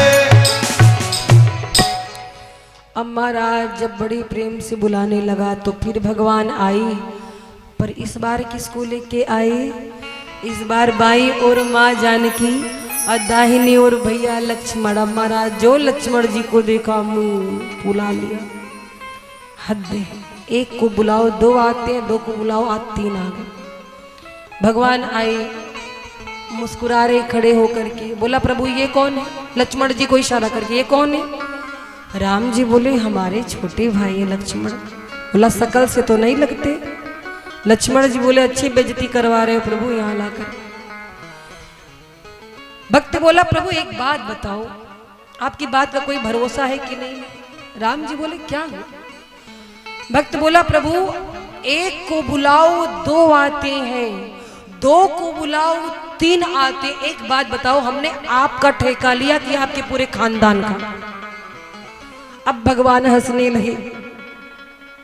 लक्ष्मण जी कहते अच्छी जगह ले आए प्रभु, यही मेहमानी करवा रहे हो। राम जी बोले बड़ा सरल भक्त है, बुरा नहीं मानो लक्ष्मण, बड़ा ही प्यारा भक्त है।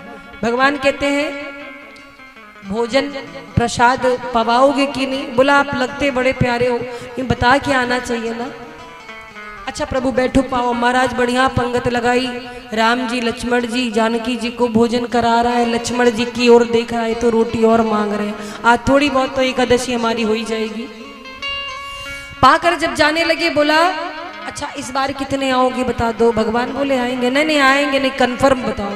आप एकदम कन्फर्म बात नहीं करते हैं, ट्रांसपेरेंट बात होनी चाहिए। राम जी हंसने लगे, बोले अरे आ जाएंगे। गया गुरु जी के पास। गुरु जी आप एक भगवान कहते 3 भगवान आते हैं, थोड़ा और सामान बढ़ा दीजिए। गुरु जी ने एक शिष्य को बुलाया, बोले सामग्री बढ़ा दो, 7 सेर आटा कर दो। सुनो इसके पीछे पीछे जाना जरा चेक।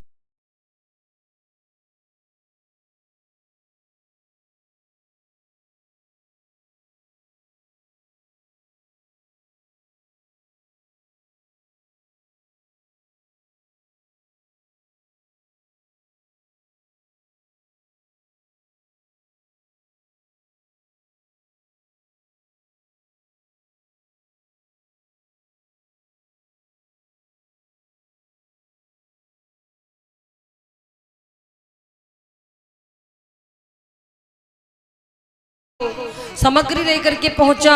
बुलाता है सीताराम आइए, लक्ष्मण राम आइए, अपने भोजन का भोग लगाइए। और महाराज जब भक्त ने बैठे विपिन में भक्त ने कीन्ही कर्ण पुकार, तब ताक्षण में प्रकट भयो दिव्य राम दरबार। बोलो राम दरबार की जय हो। अब महाराज जैसे देखा देखता रहेंगे। और देखो इस बार इसने भोजन बनाया भी नहीं था, सामान लेके पहुंच गया, बुला लिया। भगवान आए और जब देखा राम दरबार देखता रह गया। राम जी उनके दाहिनी ओर भैया लखन, इधर जानकी जी, उधर भरत जी, इधर शत्रुघ्न जी, और बचा खुचा चरणों में हनुमान जी। जो चरणों में हनुमान जी को देखा देख रहा है, बोला वाह प्रभु हद है, एक को बुलाओ 2 आते हैं, 2 को बुलाओ 3 आते हैं, आज तो आप पूरा जिला लेकर चले आए, हद है प्रभु। ऐसा हमने किसी को देखा नहीं था। भगवान कहते अच्छा भोजन भोजन पवाओ। बोला प्रभु एक बात बताओ, नर नारी साथ में ले आए, कम था तो बनरो लेके चले आए, ये बनरवा को लाने की क्या जरूरत थी। अब हनुमान जी देख रहे, राम जी कहते दास हैं हमारे। बोले होंगे आपके दास, जानते थे ऐसा ही कुछ करोगे, बढ़िया है, बनैबे नहीं किए हैं। राम जी बोले जब बनाए नहीं हो तो बुलाए क्यों। बोला सुनो, एक को बुलाओ 2 आते हैं, आपका खेल हमको समझ में नहीं आया। जब हमको मिलना ही नहीं है, हमारी एकादशी आप लोग करवा ही दोगे, इससे बढ़िया एक काम करो, ये रखिए सामग्री, अब पूरा परिवार बनाओ और पाओ। और महाराज कहते हैं कि प्रबल प्रेम के पाले पढ़कर प्रभु को नियम बदलते देखा, और अपना मान टल जाए, पर भक्त का मान न टलते देखा। महाराज क्या किया, जब राम जी से कहता है कि पूरा परिवार बनाओ पाओ, तो राम जी कहते भैया मेरे भक्त का आदेश है, चलो अपने अपने काम में लग जाओ। और क्या हुआ, सबने अपनी अपनी व्यवस्था संभाली। किसने क्या व्यवस्था संभाली, विश्व भरन पोषण कर जोई, ताकर नाम भरत अस होई। श्री भरत जी भंडारे बनाने लगे, श्री भरत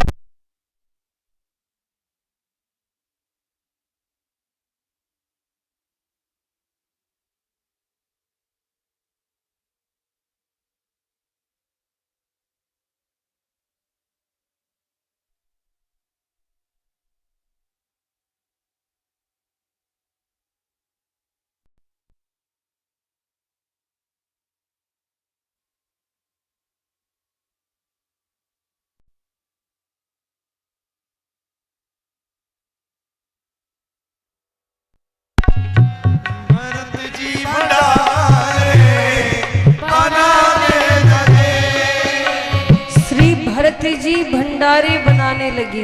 और भैया लक्ष्मण क्या कर रही है, सुनिएगा।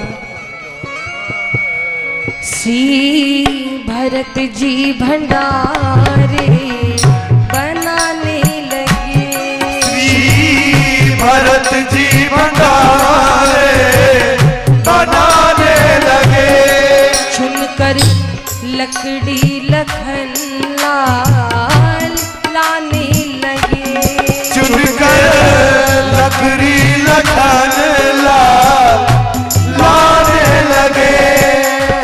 भरत जी भंडारे बना रहे हैं, भैया लक्ष्मण लकड़ी चुनकर ला रहे हैं। हनुमान जी को कौन सा काम मिला, पोंछते पोंछ से आंजनेय चौका को लगे, और हाथों से पोंछा लगाने लगे, श्री भरत जी भंडारे बनाने लगे, श्री भरत जी भंडारे बनाने लगे। और महाराज राम जी बैठ करके व्यवस्था देख रहे हैं, और शत्रुघ्न भैया को ला करके साग भाजी दे दिया। शत्रुघ्न भैया क्या करते हैं, साग भाजी अमनिया कराने लगे, साग भाजी अमनिया कराने लगे, श्री भरत जी भंडारे बनाने लगे, श्री भरत जी भंडारे बनाने लगे। और जैसे जानकी मैया पूड़ी बनाने के लिए आज रसोई में बैठी, भंडारे में बैठी चूल्हे के पास, तो महाराज अष्ट सिद्धि नव निधि प्रकट हो गई। साक्षात माँ अन्नपूर्णा आज भंडार बना रही है। संसार के जितने समस्त साधु संत ऋषि मुनि सन्यासी जपी तपी अमलात्मा बिमलात्मा सबने सुना कि आज माँ भंडारी बना रही है, तो प्रसाद पाने के लिए दौड़ पड़ी। मैया हमें भी, मैया हमें भी। अब पूरा राम जी का दरबार भोजन बनाने में लगा है, साधु संत प्रसाद पाने आ रहे हैं और ये आंख बंद किए बैठा है। किसी ने पूछा आंख क्यों बंद किए हो? बोला मिलना है नहीं, काहे को नजर लगाए, मिलेगा है नहीं। एक तो ये पूरा परिवार, ऊपर से एक बंदर, उससे तो कुछ बचता ना। और जो थोड़ा बहुत गुंजाइश होती प्रसादी की, तो ये देखो साधु संत भी आ रहे हैं, वो देखो अब तो कुछ नहीं मिलेगा, इससे बढ़िया हम देखें क्यों। महाराज तब तक पीछे से गुरु जी आ गए। गुरु जी के मन में पाप था, शंका थी। गुरु जी कहते कि यहाँ क्या कर रहे हो? बोला अरे गुरुदेव अच्छा हुआ आप आ गए, देखो कितने भगवान आपने हमारे पीछे लगा दिए। आप बोले थे एक भगवान को भोग लगाना पड़ेगा, देखो इतने भगवान। गुरु जी कहते हमें तो एक भी नहीं दिख रहे। बोला गुरु जी आपको राम जी नहीं दिखाई पड़ रहे? ये देखो भरत भैया, ये देखो लक्ष्मण जी, जानकी मैया नहीं दिख रही, हनुमान जी नहीं दिख रहे। गुरु जी ने कहा झूठ काहे को बोलते हो, हमें तो कोई नहीं दिख रहा है। रोने लगा, बोला राम जी क्या क्या लीला करोगे, अभी तक तो पूरा परिवार हमारा राशन खत्म कर रहे थे, अब गुरु जी को दिख भी नहीं रहे हो, काहे को हमारे ऊपर आरोप लगवाते हो? गुरु जी को भी दर्शन दे दो ना, नहीं तो गुरु जी सोचेंगे हम राशन को बेचते हैं। राम जी ने कहा आपके गुरु जी को नहीं दिखेंगे, उनको दर्शन नहीं देंगे। क्यों प्रभु? बोले आपके गुरु जी को हम नहीं दिख सकते। रोने लगा, बोला राम जी हमारे गुरु जी हमारे गुरु हैं, बहुत विद्वान हैं, उन्हें बहुत ज्ञान है। राम जी ने कहा मानते कि आपके गुरु जी बहुत विद्वान है, ज्ञान है, पर वो सरल नहीं है, उनका हृदय सरल नहीं है, और इसीलिए हम आपके गुरु जी को नहीं दिखेंगे। और रो करके गुरु जी से बोला गुरु जी प्रभु कहते हैं कि आपका हृदय सरल नहीं है, इसलिए आपको नहीं दिखाई पड़ेंगे। आज गुरु जी रोने लगे और अपने शिष्य के चरणों में गिर गए। गुरु जी कहते क्षमा कर दो, मैंने तुम्हारी भक्ति पर प्रश्न उठाया, सच में आज तुमने मेरी आंख खोल दी। वास्तविक प्रेम क्या होता है, विश्वास क्या होता है, आज मैंने तुमसे सीखा। भले तुम ज्ञानी नहीं हो, लेकिन तुमने मुझे प्रेम का और ज्ञान का पाठ पढ़ा दिया। गुरु जी जब रोए तो आंखों से आंसू निकले, पश्चाताप के आंसू निकले, हृदय शुद्ध हुआ, और तब पूरे राम दरबार ने गुरु जी को दर्शन दिया। और राम जी ने जब दर्शन दिया तो यही कहा कि सुनिए गुरु जी, आप इनके गुरु हो, लेकिन सत्यता ये है कि ज्ञान तभी पुष्ट होता है जब उसमें प्रेम मिला हो। आपके पास ज्ञान है पर आपका हृदय सरल नहीं है, और यही भगवान कहते हैं नवधा भक्ति में सरल सबसे अंतिम नवम भक्ति है। तो जीवन में अगर आप में सरलता हो जाए, आप कोई पूजा पाठ न करो, फिर भी भगवान की कृपा आपको प्राप्त होगी, जैसे आज केवट को प्राप्त हुई। बोलिए राघवेंद्र सरकार की जय। और महाराज भगवान गंगा जी के पार उतरते हैं, त्रिवेणी में स्नान किया, भरद्वाज मुनि के आश्रम पर गए। आगे की चर्चा कल करेंगे। आइए विश्राम संकीर्तन की ओर। कल भैया भरत जी का प्रसंग सुनेंगे। राम जी का त्याग तो आज आपने सुन लिया, लेकिन मेरे भरत भैया ने क्या त्याग किया था कल सुनिएगा, बड़ा ही मार्मिक प्रसंग है। कल भैया भरत राम जी को मनाने जाएंगे, और राम जी का भरत जी का कैसे मिलाप हुआ था वह प्रसंग आप श्रवण करेंगे। आइए संकीर्तन की ओर अग्रसर होते हैं।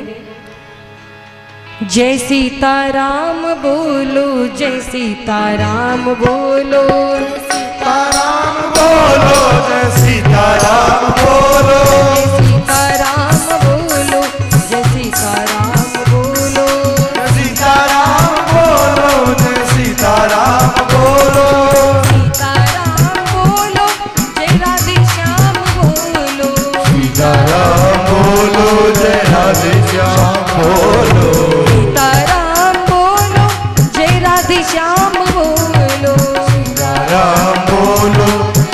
राधे श्याम बोलो। जय सीताराम, जय हो। जय सीताराम बोलो, जय राधे श्याम बोलो। सीताराम बोलो, जय राधे श्याम बोलो। जय सीताराम बोलो, जय राधे श्याम बोलो। सीताराम बोलो, जय राधे श्याम बोलो। दोनों हाथों को उठाइए, भोले बाबा के भक्त, भोले बाबा का प्रांगण है ना, उठाओ हाथों को, बोलो हर हर महादेव। ओम मंगलम ओंकार मंगलम, ओम मंगलम ओंकार मंगलम। ओम मंगलम ओंकार मंगलम। ओम मंगलम ओंकार मंगलम। शिव मंगलम शिव नाम मंगलम। शिव मंगलम शिव नाम मंगलम। ओ शिव मंगलम शिव नाम मंगलम।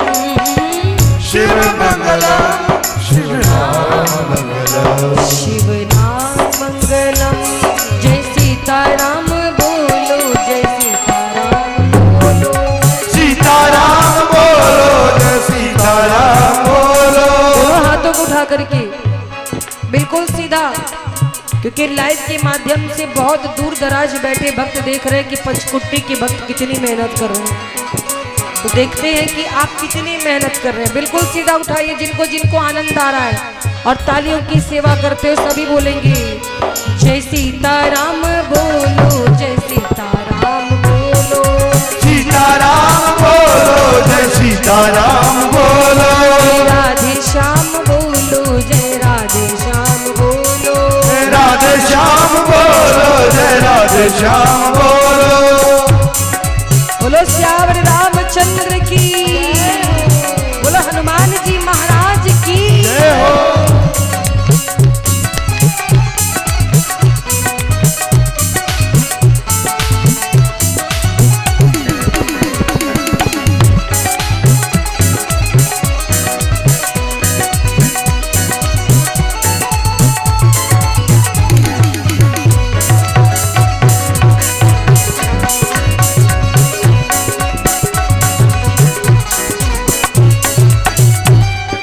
सीताराम बोलो, जय राधे श्याम बोलो।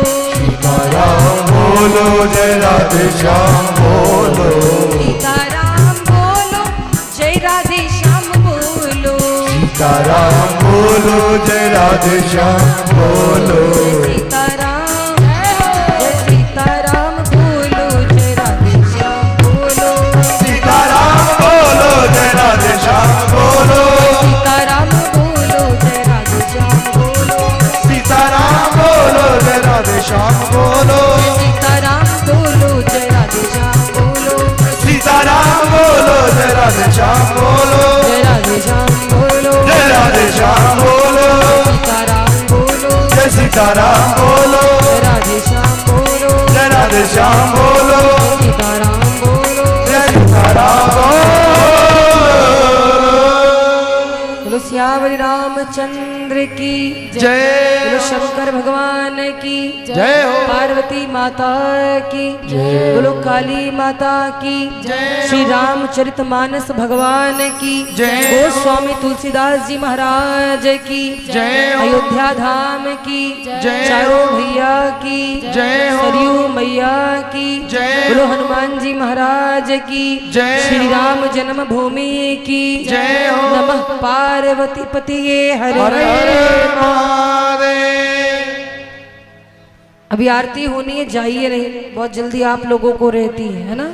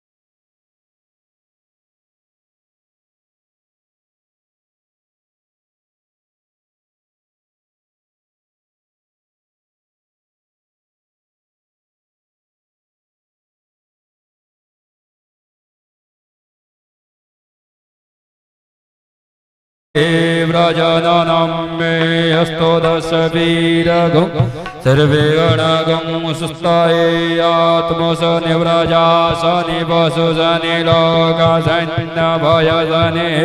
अग्ने व्रजां बहुलं मे गरोध्वन्नं वयो रेदो अथमासु दत्त। आरती सिया राम की हनुमान लला की, आरती सिया राम की हनुमान लला की, आरती सिया राम की हनुमान लला की। पहली आरती पहली आरती पहली आरती कैलाश पे होए रही, पहली आरती कैलाश पे होए रही। गौरा शंकर पार्वती हनुमान लला की, आरती सिया राम की हनुमान लला की। बड़े भाव से तालियों की सेवा करते भगवान की पावन आरती गाएं। जय हो।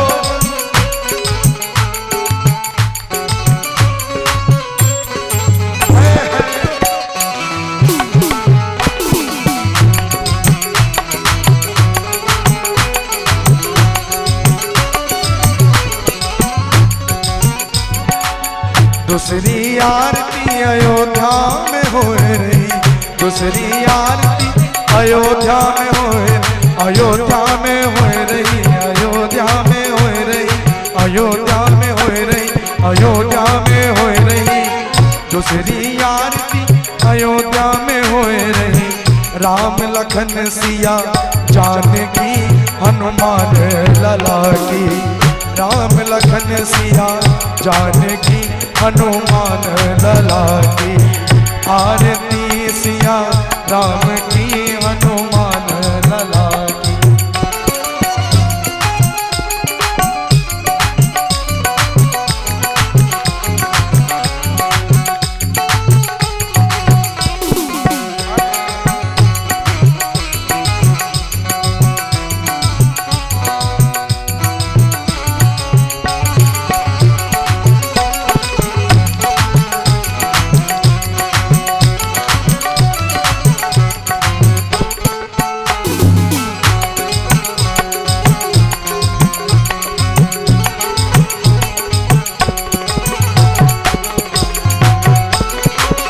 तीसरी आरती गोकुल में होए रही, तीसरी आरती गोकुल में होए रही, तीसरी आरती गोकुल में होए रही। राधे कृष्णा नाम की हनुमान लला की, आरती सिया राम की हनुमान लला की, आरती सिया राम की हनुमान लला की।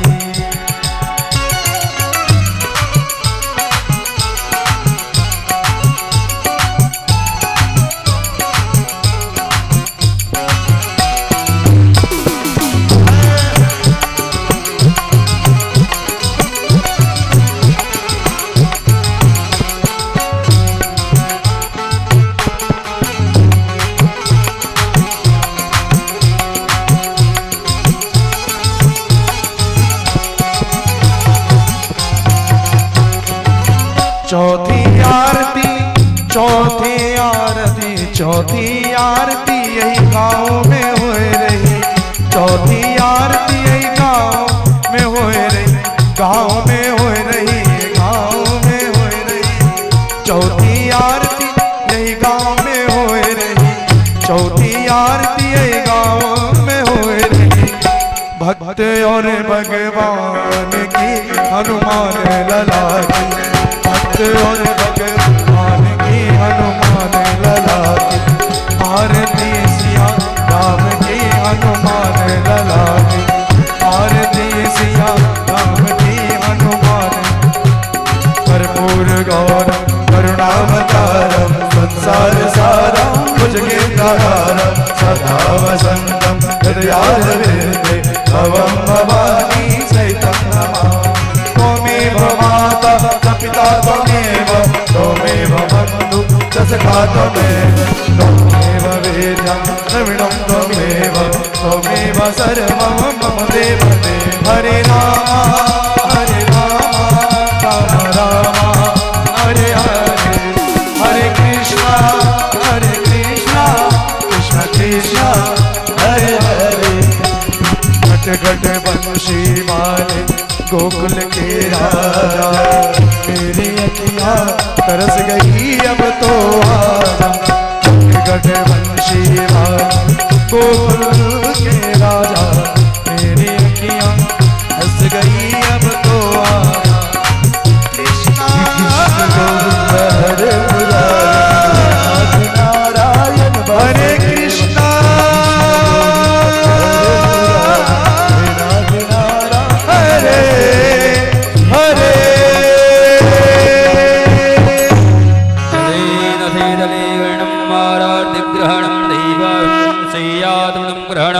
मंत्रपदवाञ्जलिम ॐ जगेन जज्ञामय जन्तदेवास्तानि धर्माणि प्रथमान्य सन्नाते अनाकं महिमानः सचन्द्रयत्र पूर्वे शाद्याः सन्ति देवाः सेवन्ति कामकुलचम्पकपाटलाब्जे पूर्णगजातिगरवीररशाल्यपुष्पे बिल्वप्रवालतुलसीदलमञ्जरीभिस्त्वं पूजयामि जगदीश्वर मे प्रसीद नानासुगन्धपुष्पाणि यथा भवानि च पुष्पाञ्जलिर्मया दत्ता गृहाण परमेश्वर सीतारामाभ्यां नमः प्रार्थनापुरं मन्त्रपदवाञ्जलिं समर्पयामि नमस्करोमि बोले सीतारामचंद्र भगवान की जय हो बोले हनुमान जी महाराज की जय हो बोले भवानी शंकर भोलेनाथ